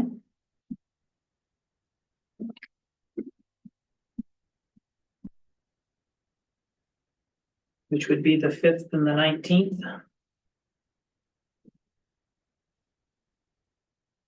That's all I have for meetings. Any other meetings of note that, I thought I'd mention some meetings with Commissioner Frank here, just so he's aware of them, not that he has to go to them or anything. So Association of Oregon Counties, AOC, has, you know, a series of meetings they hold every month during at least legislative session. And it's the different steering committees and then ultimately the board of directors and the legislative committee. And they can all be attended by Zoom. And any commissioner is welcome to zoom in on any of the steering committees. And for the duration of that meeting to which you are present, you are a voting member of those. It's just the legislative committee and the board of directors that have certain requirements of who's, you know, on those. identified members who are voting Yeah. members. And because I was elected this past year for a 2-year term as AOC's District 2 Chair, I am on both the legislative and the board of directors. So, you know, let me know if there's anything you want raised in any of those. But those take up a lot of time, but at least you can do them from Zoom and not have all the travel expense and time that we can't afford to do for the most part. But are you getting those emails from them yet?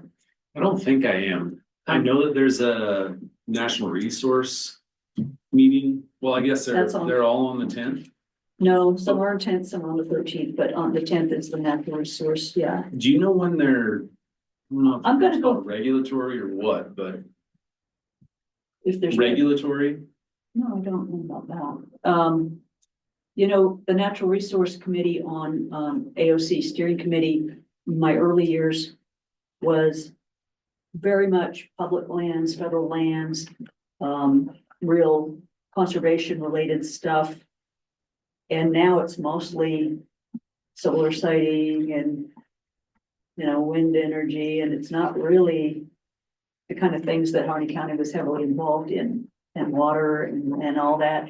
It morphed, it changed, and I think partly because there was a lot of involvement and some disagreement amongst those things, but that it was very important, I thought, to cover those things, and doesn't seem to be that way anymore. But anyway, those are coming up. What I'll do is I will look through some of the emails I've gotten recently and forward you just in case you didn't get them. There were some that were like, want to make sure all new commissioners know, blah, blah, blah, you know, sort of introductory ones. I'll forward those to Thank you. And I'll get in touch with AOC administration and have them update our, I think they would, yeah, that'd be great if you. Well, they, Frank, on your Outlook, you also have Shellman's Outlook, so if they're forwarding emails to her, you can look on hers as well and forward. They might, yeah, there might be quite a few things that continue to go to her email for a while before entities are familiar, not just AOC, but others are right. aware. her inbox, basically. That's probably just access through that computer. Yep. I know that I use Google Chrome to access my county emails all the time. I mostly use that because nothing I do is that sensitive that I would be afraid to do that. As far as so the property values advisory board.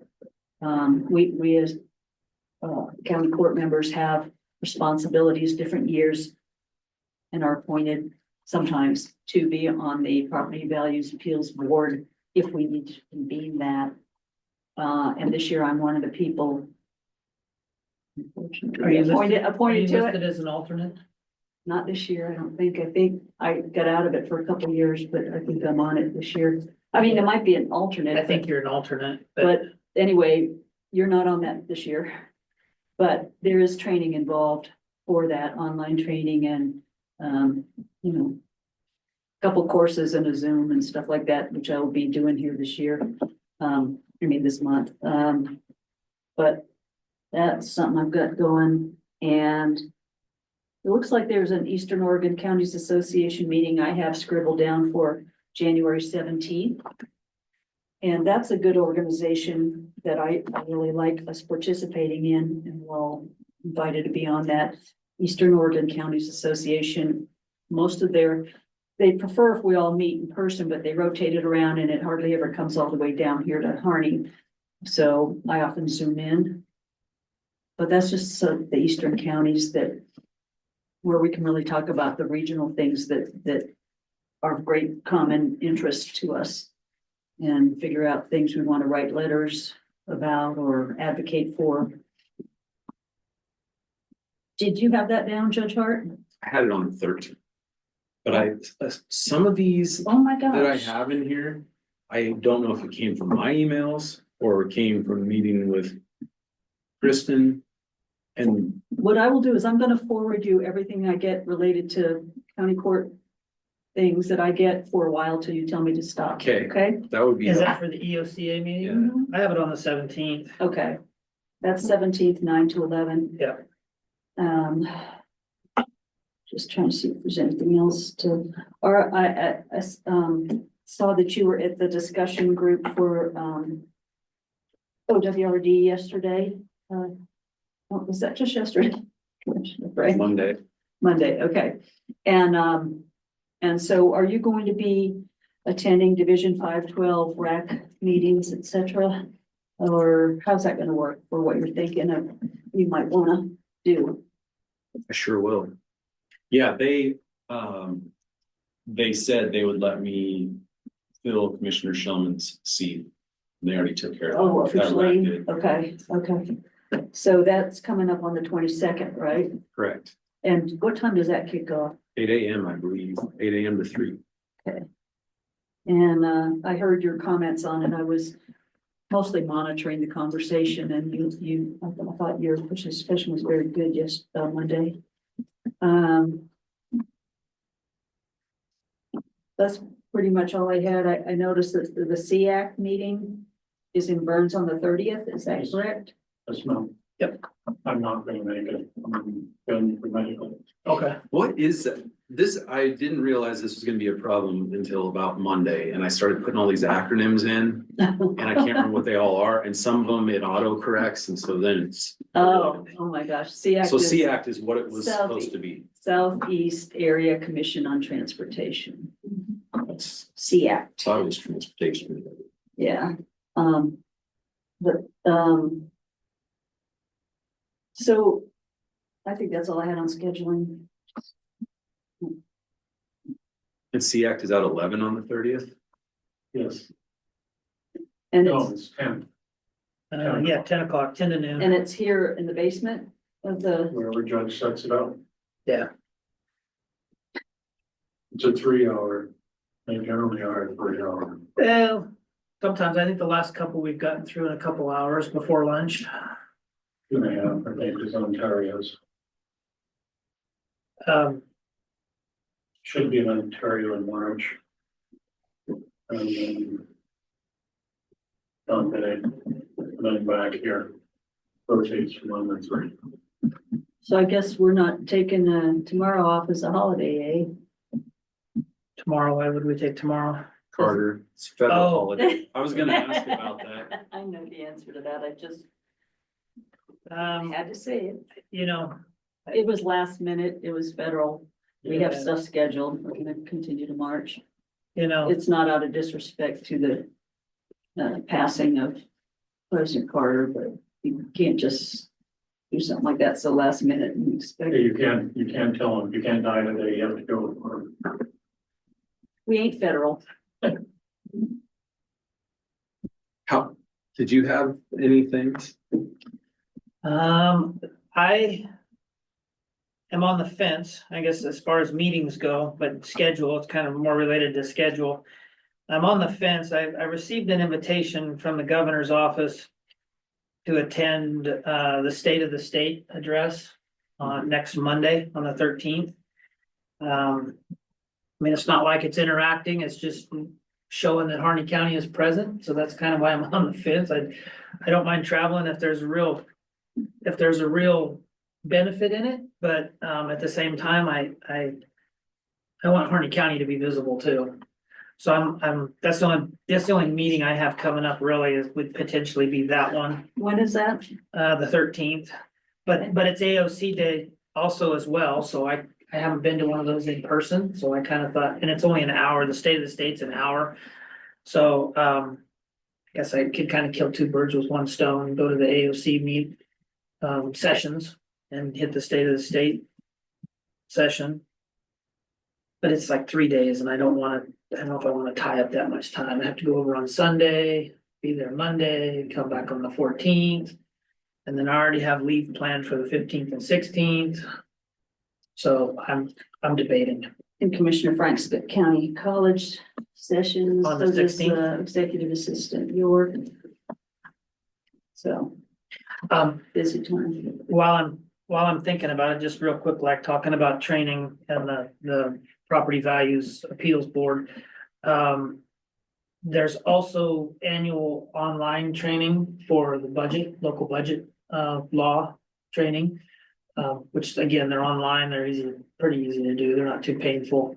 But they're pretty informative, it walks through the whole process, the whole budget process, and as soon as they come out with those training opportunities, I'll make sure to forward those on to you. Excellent. I think the networking you would do with the other invitees to the State of the State could be beneficial, and maybe you do get to rub elbows with the governor.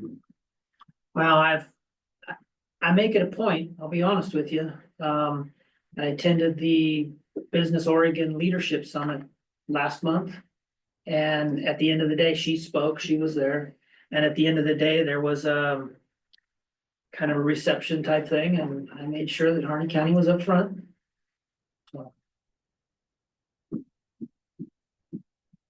But in my career, I mean, I'm not saying I'm not going to, but in my career, I've done a lot of travel.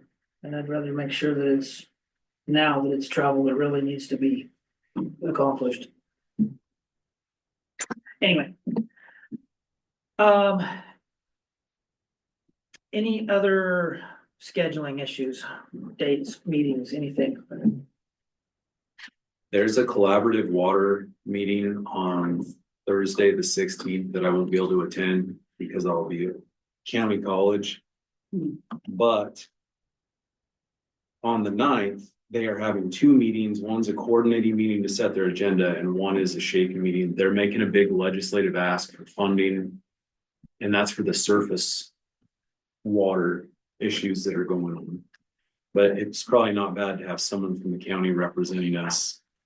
I think, what do you call it? Ex-Commissioner Shellman has been asked to stay involved with that as a producer and community member, but I will be able to attend that. Is that the 9th this week? That's on the 16th at 4 to 5 p.m. at the community center. 4 to 5 p.m. On the 16th, you said? On Thursday, the 16th, and that'll be a full-blown meeting. Might be worth having someone there. I might zoom in, but. Well, I might, like I said, I have vacation. I might be back by that time of the day, but what is my daughter's birthday? So I'm going over to see At her. what point are they? Are they making a decision around a certain draft or a certain key strategy, or what is it they're about to do?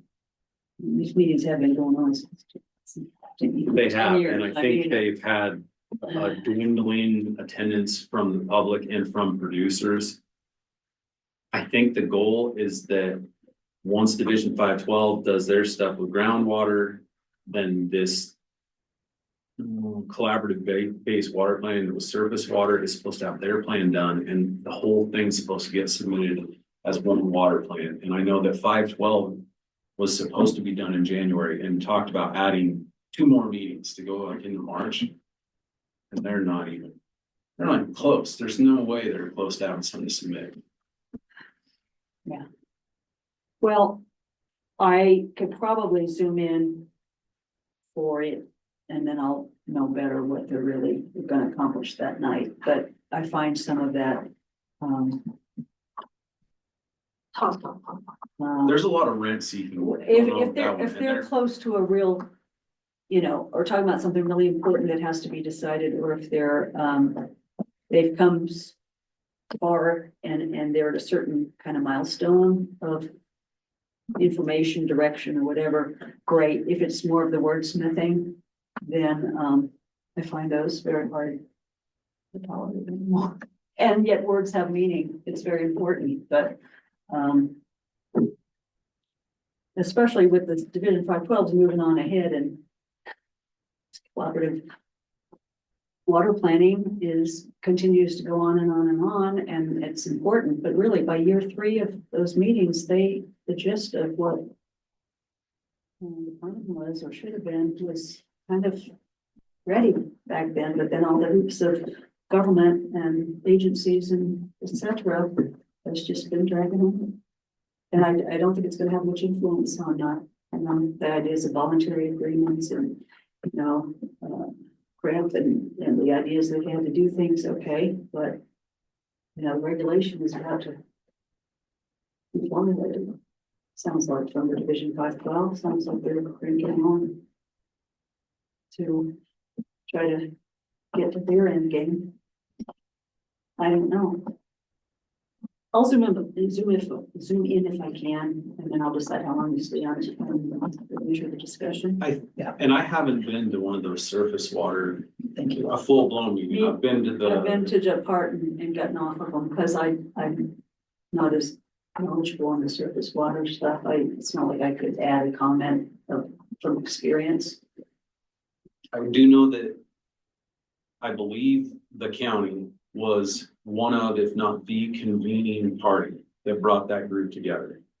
And so it is at the county's discretion if they decide they don't like the direction it's going to disband that process. And the issue is oftentimes with some of the people that are at the table now, there are discussions about how to change the decree, and the surface water rights are so much different from the groundwater rights, and that it is based on year of decree, and you can't say we're going to do a percentage reduction. It doesn't work like that. And so I just think it's important to just have somebody keeping an eye on them about that.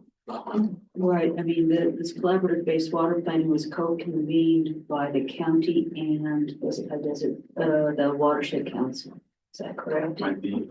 And that at the time, then Commissioner Mark Owens was the county rep to it, and he was very involved, and still is. I think Brenda Smith and Karen Moon were representing the watershed council, but over the years, I mean, it used to be packed big rooms of producers and other people, and it's dwindled down. And I myself have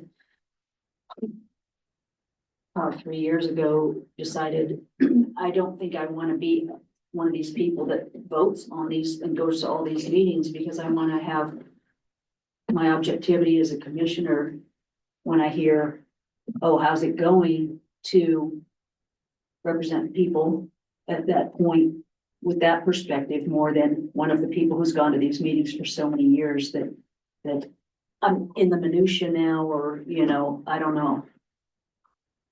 I could be, that perhaps isn't wise, but that's how I've decided to proceed about 3 years ago. So I zoom in now and then. I care, but I don't want to be still in those processes myself.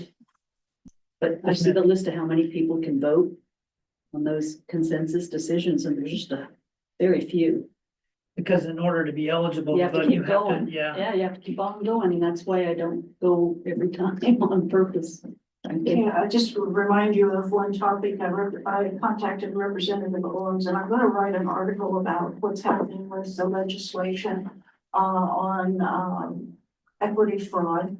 And remember, in terms of the Supreme Court decision, that when there's a foreclosure, that the county will only get what is past due in the taxes, and the rest on a sale would go back to the property owner. Right. Okay, so, I've got the links on that now, and I'll be following that up probably with an article for the paper, but if you're talking to people, say the governor, whatever, it kind of needs to come forward before your budget hearings, I would think. You need to know what the state is gonna propose.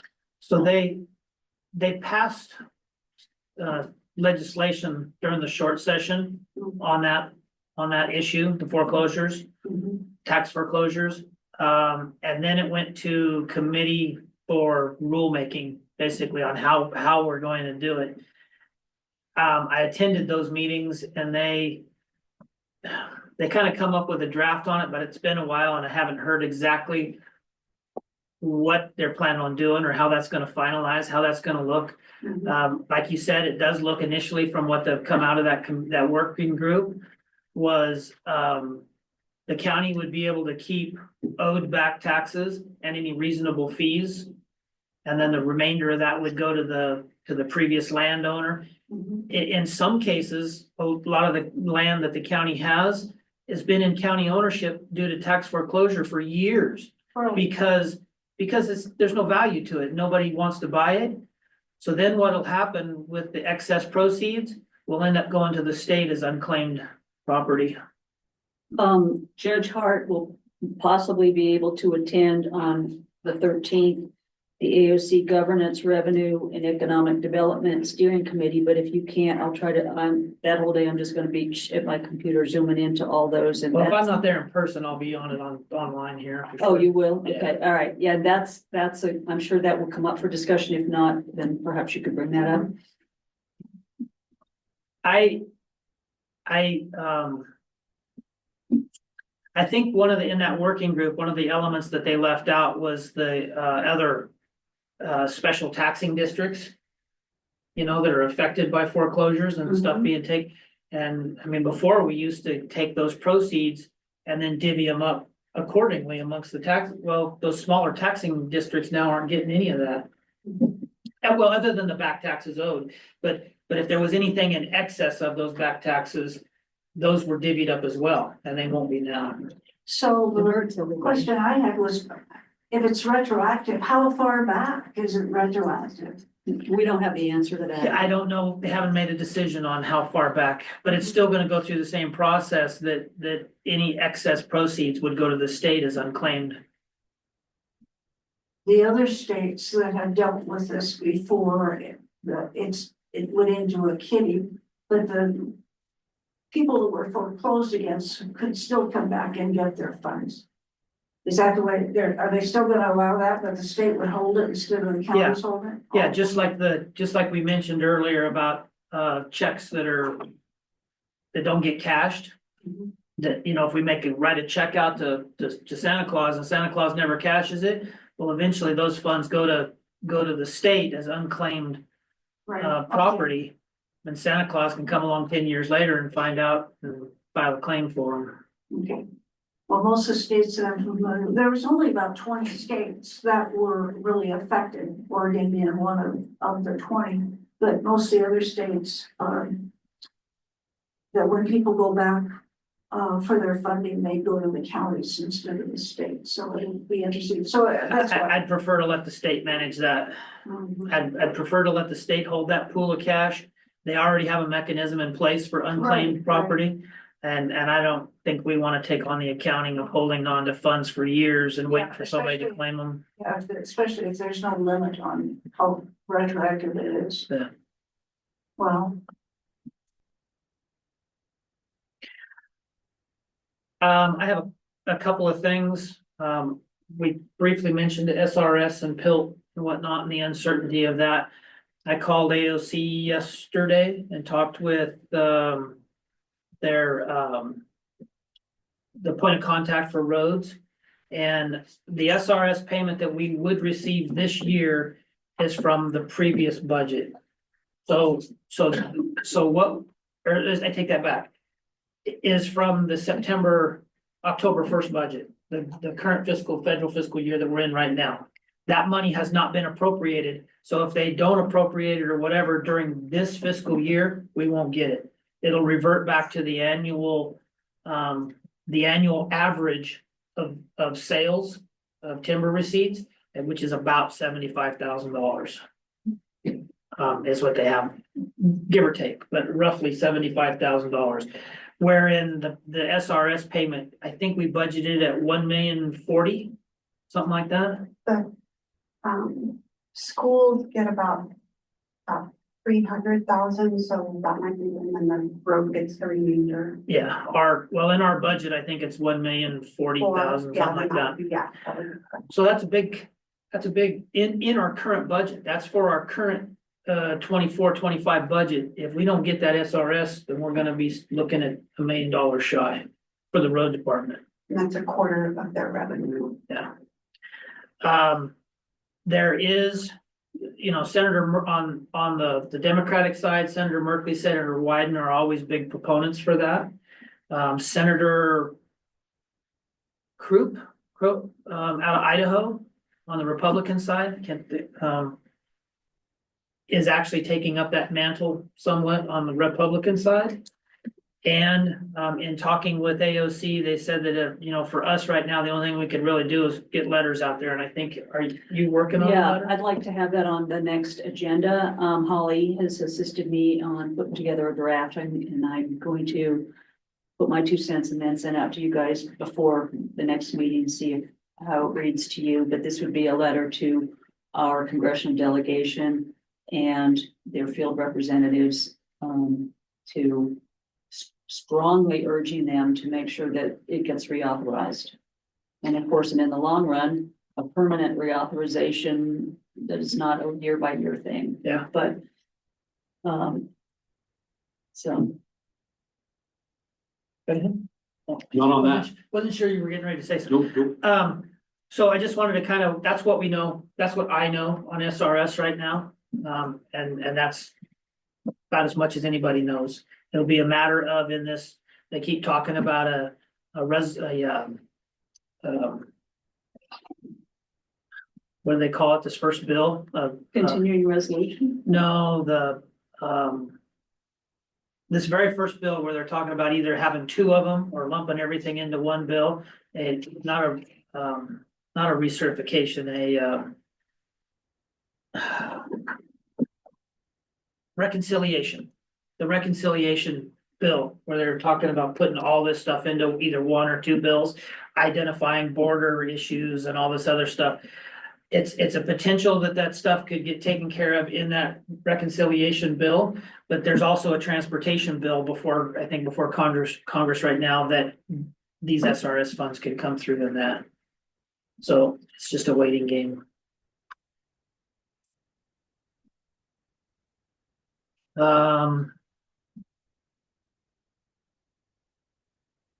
We got a couple meetings this afternoon.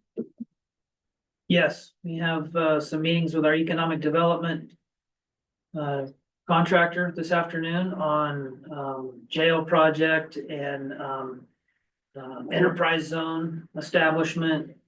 And I think just some update on economic development. At 2 and 3 o'clock. I think it's 1, 2, and 3, isn't it? I hope I not. thought it was 2 to 3. I thought there's a 2 to 3 and a 3 to 4. Or are they gonna be shorter meetings? I have. Okay. That 1 o'clock is just with me. He has a 1 o'clock with me and then a 2 and 3 with all of us.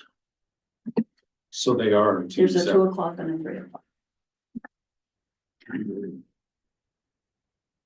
gonna apologize in advance when I get around to forwarding you like a week's worth of 2 weeks at the most. AOC and other, emails, you'll get them and they won't necessarily be in any particular order, but, That's all right. okay, It'll be helpful. okay. There was a bit of a learning I curve to was like- straighten out this I was schedule. starting to do it, I was like, no, I'm doing it, I can focus.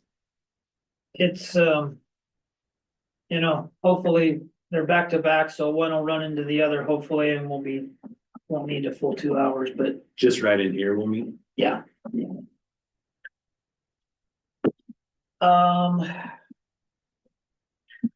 Trying to think if there's anything else I have for the.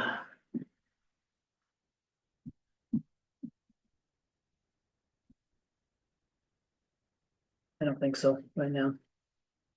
I have a little tidbit. Sure. I requested a change in signers for the bank account. So typically, Rob, that is the court, myself and Dag are all signers. And so this document removes Kristen as a signer and would add you. And it's just a simple signature. Right here, and I'll type in the title in your email. And this is You so don't have that to if sign we too need many, but occasionally, somebody to There's a sign guy a that's check on here. occasion. yeah. Once in a while on a Friday or a Thursday leading into a holiday or something. It's tough to find two people to sign a check. Yeah. Not very often, but on occasion, I just say it happens. it happens. Yes, it happens.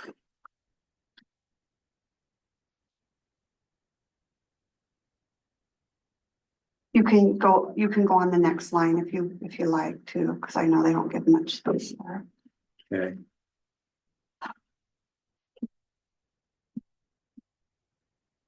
Work is moving Thank you. along on the back door, obviously, as you can see. Hopefully they'll have that one done today for back in use again. Hopefully. Um,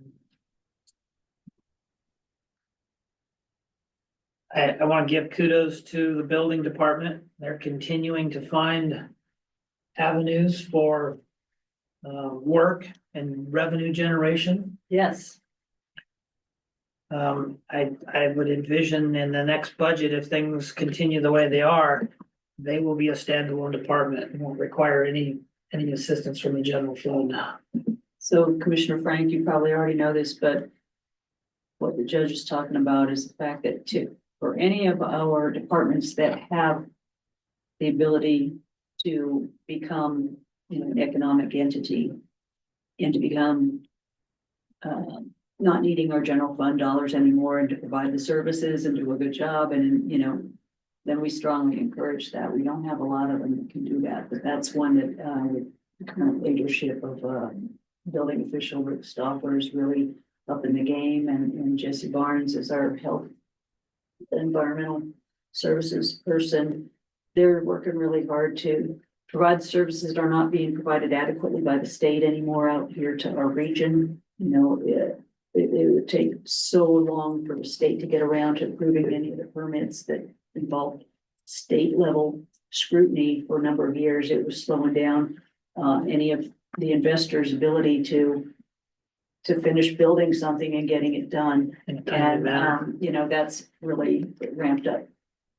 Another topic, I was fielding a call this morning when you all came in. Over time, there's been a lot of unpermitted construction that goes on in Hardin County, and over the years, I have heard from our licensed contractors saying, this is wrong. These people don't get vetted and bonded and trained and stay current on things.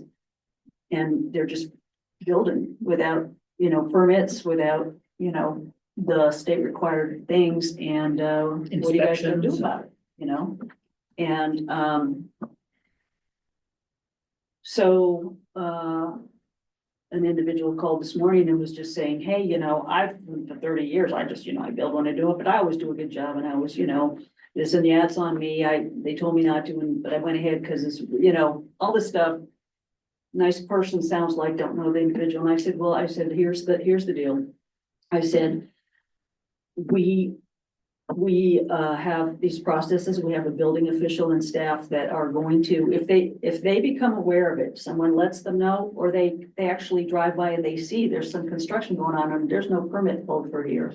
They're gonna stop by, they're gonna inquire, they're gonna give you a notice that you need to go get your permits and do all the things you're supposed to do. And I said, and we do encourage that from our building department. And so that, if that's a change from the way it was 5 years ago, then, you know, then that's a change, but that's the way we need to do stuff and the way we are gonna do it. And I said, but let me know if the conversations, you know, become problematic, but yeah, I'm gonna support our building department handling things that way. My preference would be to assist people, to help bring them into compliance versus being the punitive Yes, entity. but before we had staff that didn't even want to go there.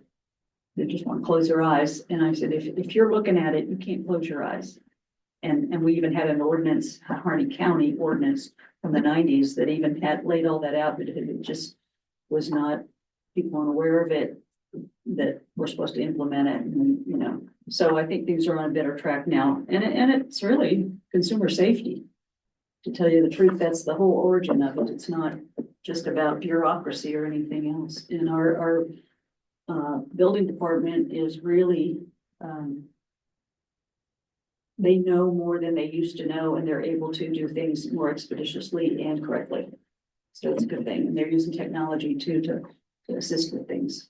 Turnaround time, before our program started to grow, turnaround time on getting the state to get an inspector over was several weeks versus they're turning around things in a few days now. And another issue with the state is and I found this, it really just stuck in my craw, that the state on an inspection of whatever type, whether it was plumbing, electrical, or whatever that they were doing, would have our staff go out and take their phone and do an iPhone, you know, whatever. Okay, look, let me see the upper left corner of that electrical box or whatever. And then the state kept 90% of every dollar on that. I'm like, we're the ones expending the gas and the man hours and everything to go do it. Somebody else is sitting at their desk. So, you know, those kind of changes in us doing it in-house and being able to do it in-house helps generate that revenue to fund that department. And like other Eastern Oregon counties, sometimes another county is going to have a pretty robust capacity that we don't have much. And if they can provide the services better than the state can, great. So here with our building department, that's happening now, and that's a good thing. We don't want them to, you know, overextend and crash and burn or anything like that, but I'm very excited and pleased for it. If we can do that with some of our departments that, well, we're hoping, you know, with the medical side too, that if there's enough profits to totally fund the public health, you know, there are ways that can help us when we are doing our strategic planning for our budget and going forward. Previous year's budgets, home health had a transfer line built into it from the general fund to help shore them up at the end of the year if they needed it.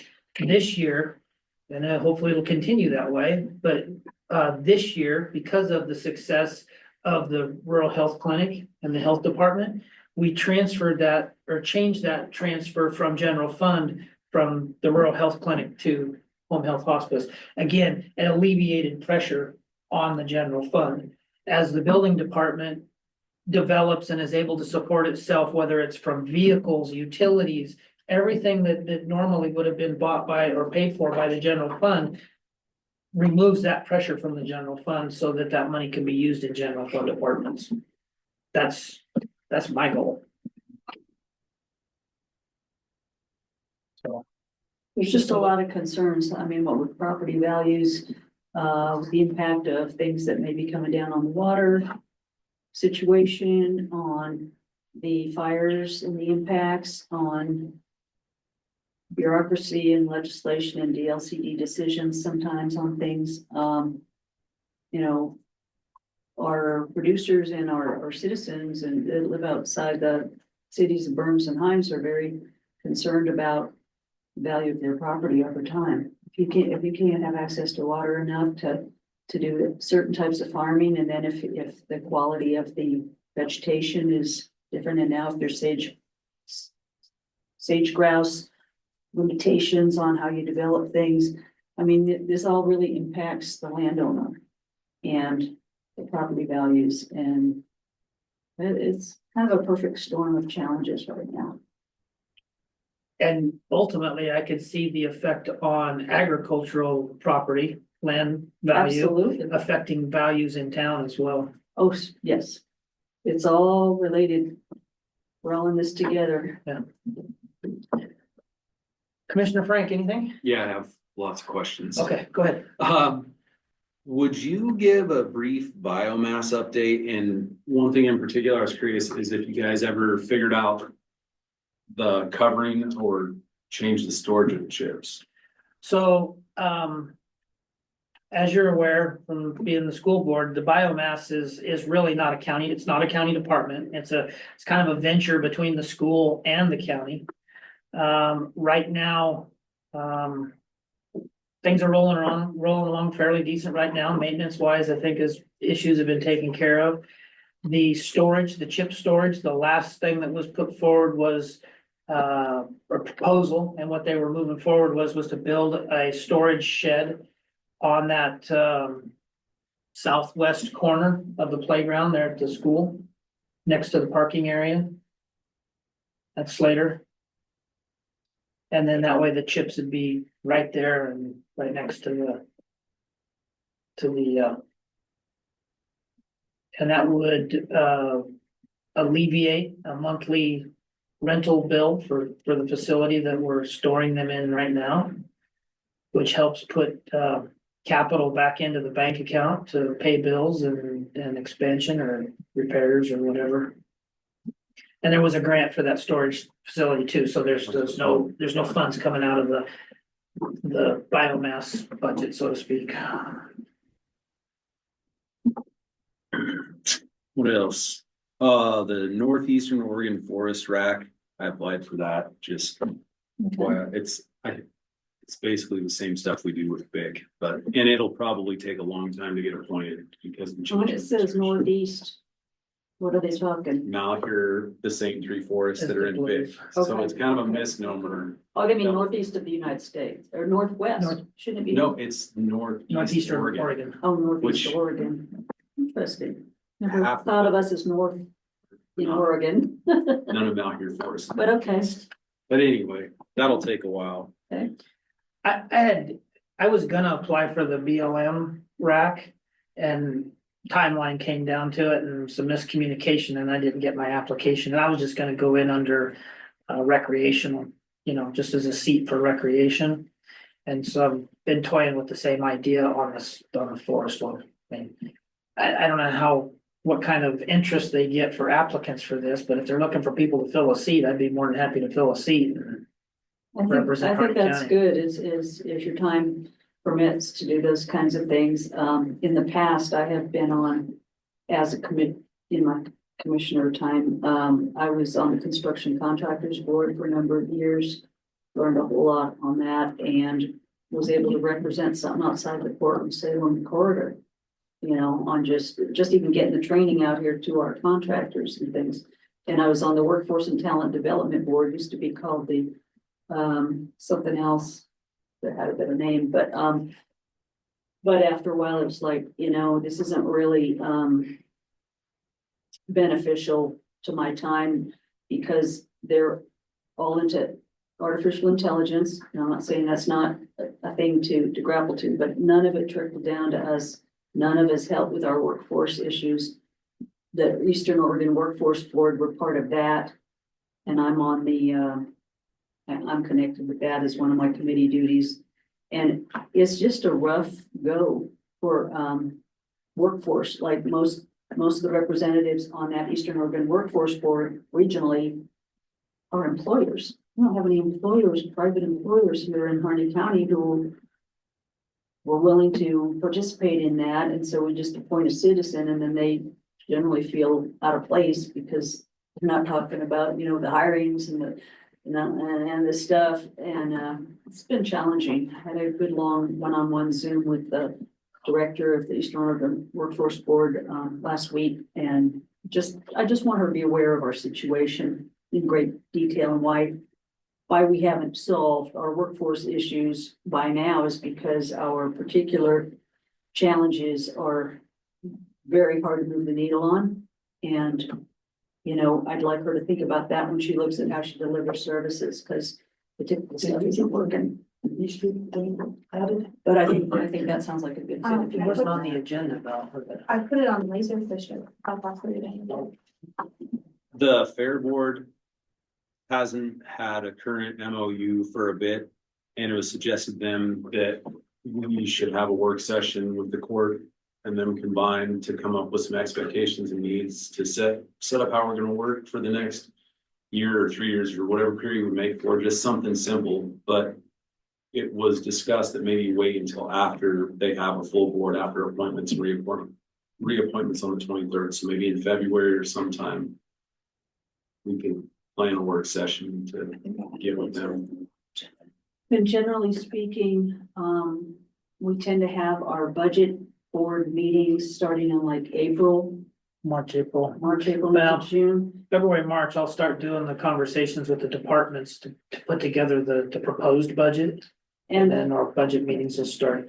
And those meetings, you know, are just additional meetings that, we try to find time that works for everybody. And you've still got county college you're going to at times, and there's just a lot of things that are starting to populate calendars, so just kind of be aware of that, and we'll just work together to find time. But So maybe February, March, before that stuff fires up, if it works. Judge has done more work on that than me. I'm sorry. Oh, Maybe, yeah. Actually, I think probably mid-February would probably be a good time to look at that. I'd rather take care of it sooner rather than later. And try to get something agreed upon. Like I said, I can supply the previous MOU and a sample one. It's actually from Washington County. And use those as starting points on that. I think it's important, you know, the statute gives the Fair Board that exclusive authority to manage the fairgrounds. But the county is the one that still holds the liability. As it relates to the fair activities. No. No?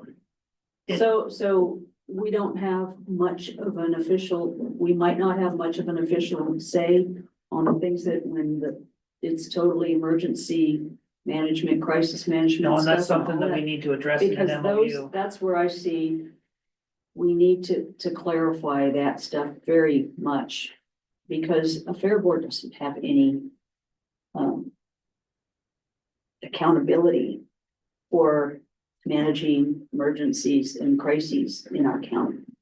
And that's And where, if the fairgrounds is an county asset that can be used and is planned to be used for that, then I want to make sure that the county court has a lot of influence on that and not them just saying it's on the fair. well, those are things that need to be addressed in an Because MOU. that just can't be. Yeah. You know,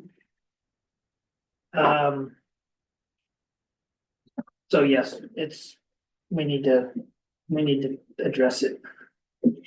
There was discussion earlier in the meeting today about the strategic plan, and it's come up several times in the past several months.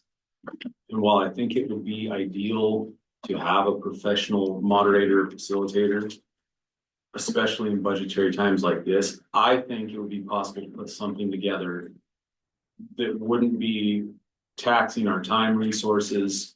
And I think there might be local resources like the school board and that superintendent has gone through strategic planning at least twice since he's been in an administrative role. He might have some help that he could add, but I think if we get department heads together and put together a strategy and then can roll it out to the public, I think it's something we can do in the next year. And I think there's a lot of people that would just feel relieved just to have that. And things like, I'll throw this FEMA training, but the ICS and the chain of command, I think that's a place where we can line out, this is the chain of command for the county, so that if there's an emergency, or if there's a big emergency and people are at the fairgrounds, it's very clear in there, this is the chain. And I agree, that's good. Also, the chain of command, i.e. that, what Clerk Robinson was talking about as far as the day that there's powers out.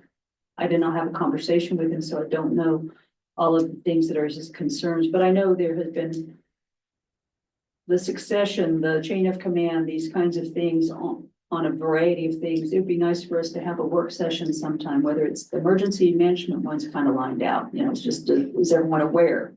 And then courthouse, see, that I wouldn't know about since I'm not here at a particular time, I'm here as needed, and so they can't count on me or Commissioner Frank necessarily to be. So on this day and time, it was one of those perfect storms where everything kind of lined up. Being the Christmas week, the week was the week of Christmas, it was the Friday after Christmas. I was off. Our facility maintenance individual was off. Power went out. I'm out, it was after the snowstorm, I'm out in the driveway doing my thing, and by the time I got back in the house and started looking at my phone messages and everything, then and the power was on in Hines, so I didn't even know that the power was off in Burns. So it's just one of those perfect storm issues, right? But it highlights a need to have a phone tree, a succession of government, And I did get the notice on my phone, and I read from the emergency manager, just said thank you. I mean, there was nothing being asked for at that time. They were just informing us, but with the awareness, if we have some conversation so that all three of us know what the expectation is of us as well, because at that point I was just, you were on the, text and alert, so I just figured you directed if you needed to. well, and that's what do you think about, everything I do or vacation, travel, anything is on my calendar. What do you think about sharing calendars with each other? This is my calendar. Do you use your Outlook calendar? This works great for me. I mean, some things populate when I RSVP to things, but it is not at all complete because there's so many things that I do that aren't even, and they're official and they're budgeted. I mean, they're scheduled and they, I attend that aren't in that loop of things. But I mean, I'll share my calendar with both of you. If at all ever you need to know where I'm at or what I'm doing or whatever, it's on my the calendar. reason I use pencil is because things change and that's how and yet I have found that I have not been behind the people using their phones. In fact, many times theirs is all screwed up. They're checking and they go, that's not what I had, and my little pencil keeps me, I mean, I happen to make a copy of it, but it would be like, it would change regularly with erasures. The only other question I had was, it sounds like we did a job description payroll analysis, had one done by a third party. It's in process still. The results aren't ready, but we're hoping we'll have them by budget time. I'm hoping. I think it's gonna be exciting. I think it's gonna be tough because when it comes back, almost undoubtedly, we are underpaying, but there's Well, only see, so much. that's kind of a misnomer. So historically, job classifications in grade, the scale, the position scale.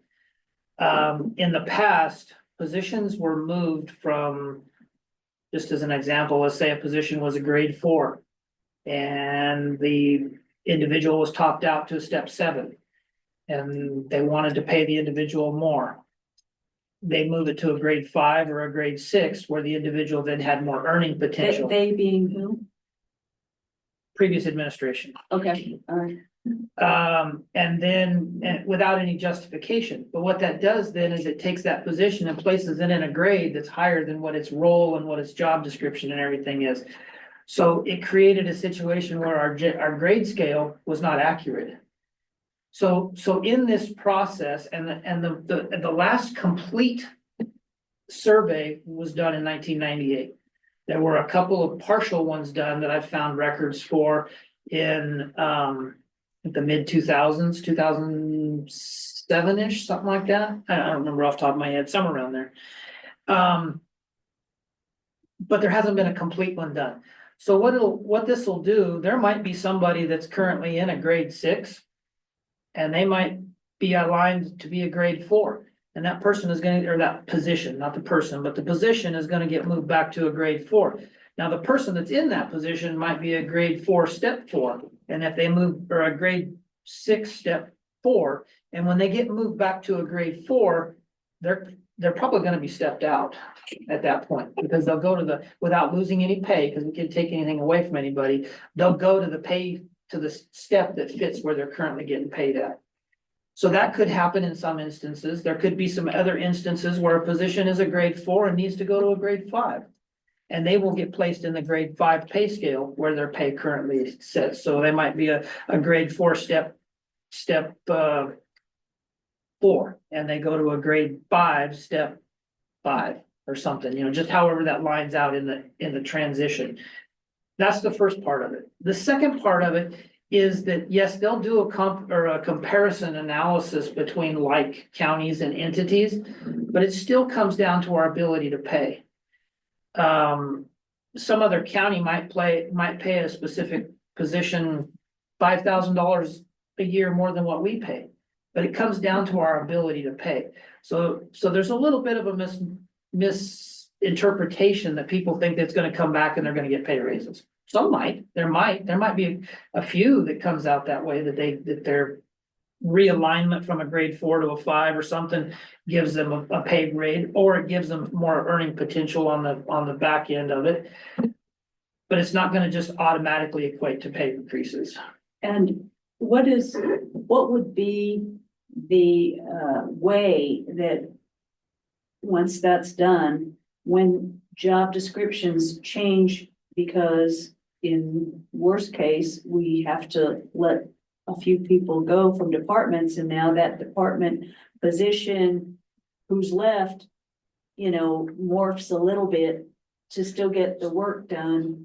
So Yeah, in the how's that process, determined? yeah, so initially they're gonna do the analysis on this and the placement of where positions should be and what grade they should be in.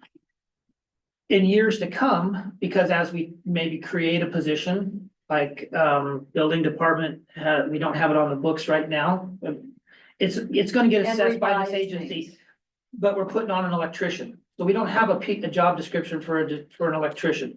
Say it's a year or two down the road after this process is done. There's a matrix that goes along with that. And that matrix, you go through supervision, technical experience. I mean, there's like 20 different items that you go through, and you score that position against each one of those topics. And then at the end of it, there's a total score, and say everything that's from 5 to 10 is a grade 1. Everything from 10 to 5 is a grade 2, etc. So you get down to where an electrician, with all of its responsibilities and technical requirements, would probably add up maybe to a grade 10.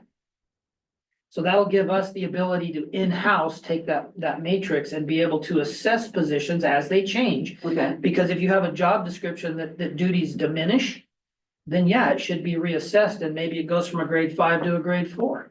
Now we can't take pay away from somebody, but they'll get placed in a step that's equal to where they're at.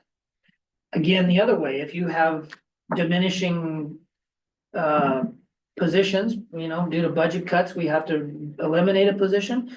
So some of the responsibilities of that position get shifted to somebody else's, then their job description has got to be updated to reflect those increased responsibilities, and then that position has to be reassessed and reevaluated on the grade scale. And sometimes,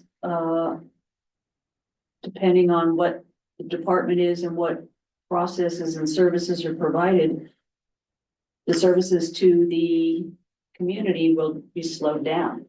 You know, it's not like we're gonna be able to get rid of that position, increase this person's pay, and I mean, if you have 2 people instead of 3 people now, you know, the cycle of service is gonna change a little bit. Yeah, cause and effect, whatever, of, Yeah, I mean, hopefully people are working as hard as they can and all that, but you know, sometimes people have to step it up. one person can only do what they can do in an 8-hour day. That's right. So if that means that, you know, the public can't expect to get a 2-day turnaround, but they can get a 5-day turnaround or a 3-day, you know. So it's still undergoing. It's a long process. The first few months of this process has been completely reviewing all job descriptions, and we're just about done with that. There's a couple of job descriptions that are still hanging that we're working on. And once those are done, then they need to come to the county court, and the county court needs to review them. And then we need to put our stamp of approval on them. And then the only way they get changed after that, you know, you can't just have a department head decide, well, I want to change this job description. They need to come through the county court for any changes. Yeah. And that's been another problem. Job descriptions have been changed to suit. Things weren't Wills of done the way people. they need to be done, and we're working toward that, right?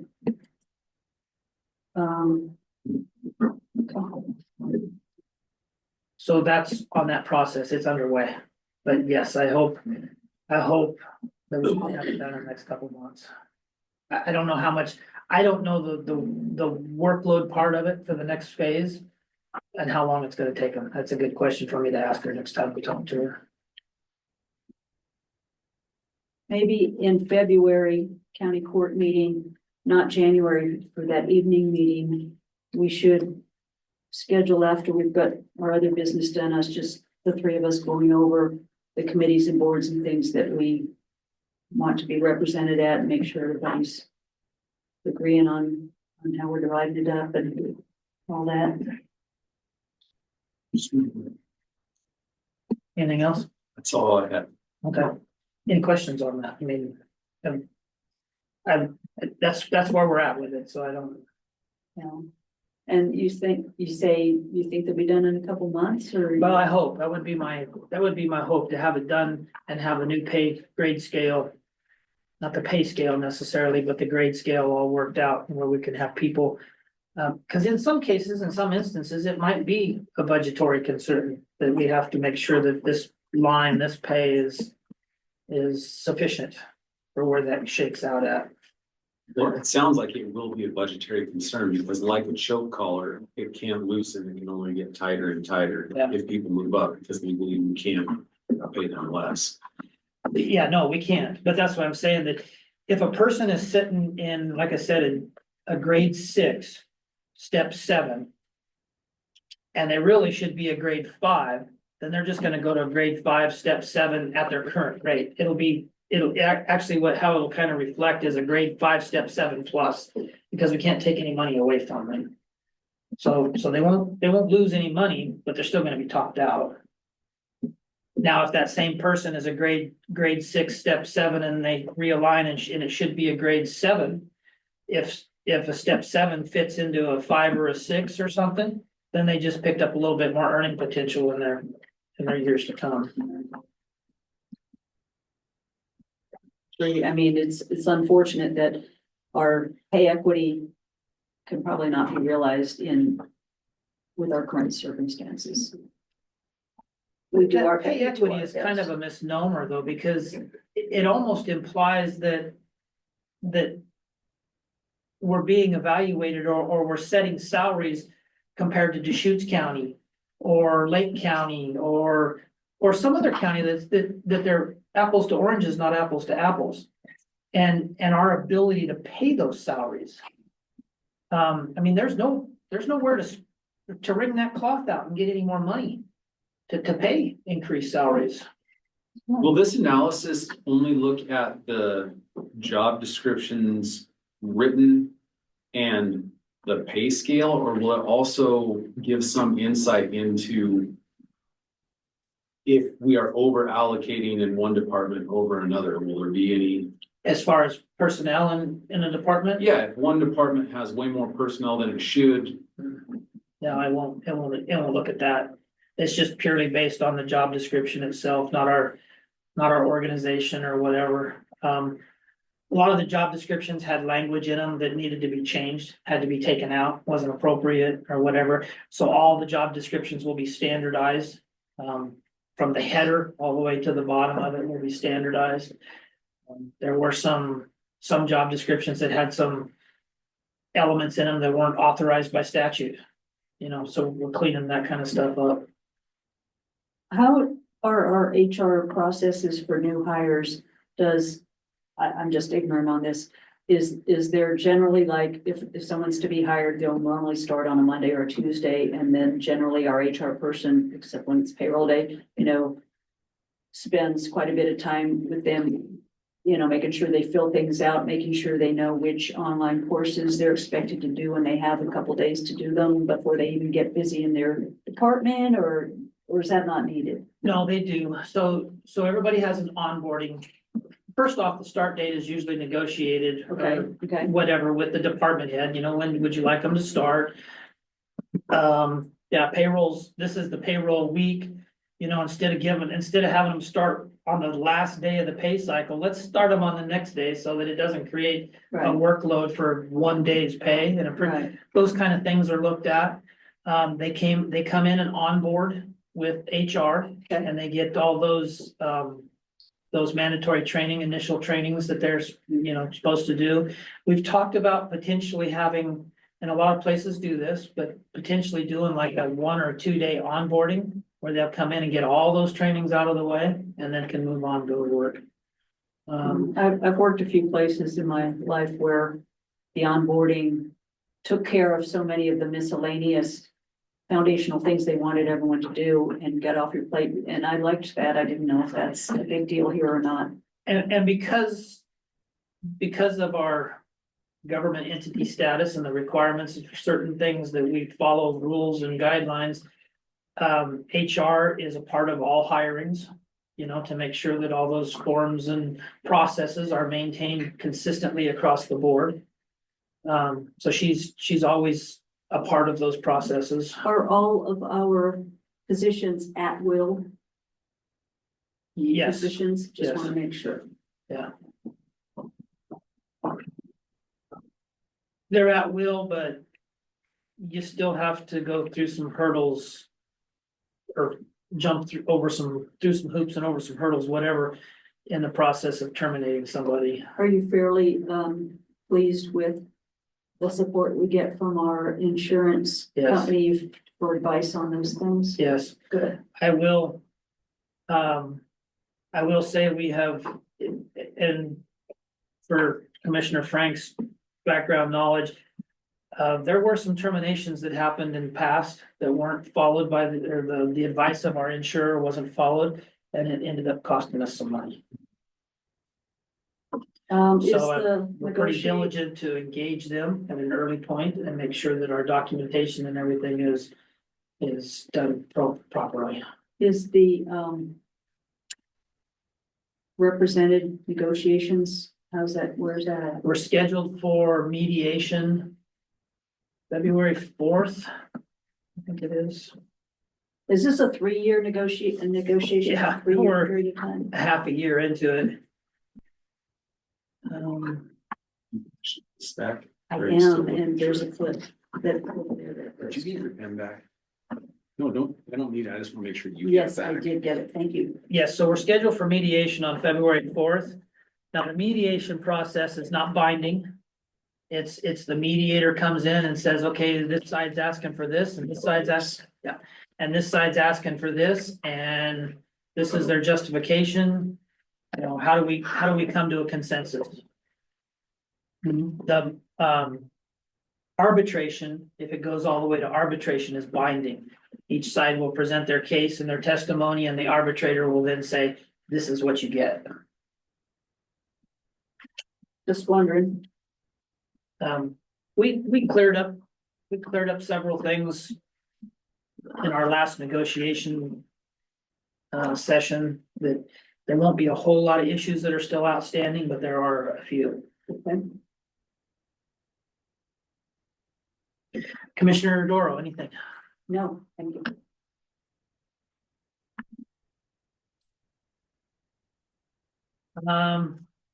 We're running on, I've got another meeting at 1 o'clock. If there's nothing else, then I will suggest we adjourn. All right. Then county court will stand adjourned. Thank you, everybody. Thank you guys for your patience. No, it's. Nice to have you. And Judge Hart, I always mention this crappy situation of the wires and all this that are just, and over here, I mean, it doesn't even look like this is anything we do. and It's it not. just- When can we at least put a cover over some of this stuff and an extra door thing? I just think that it's gonna. I'll get I see this. Messed up. IT to look at it. Are they the ones that need to look at this, or is it Yeah, cause I'm not sure, courthouse? I'm not sure if that white cable is even active or not. Well, that's the one I'm afraid is gonna be I know. run over.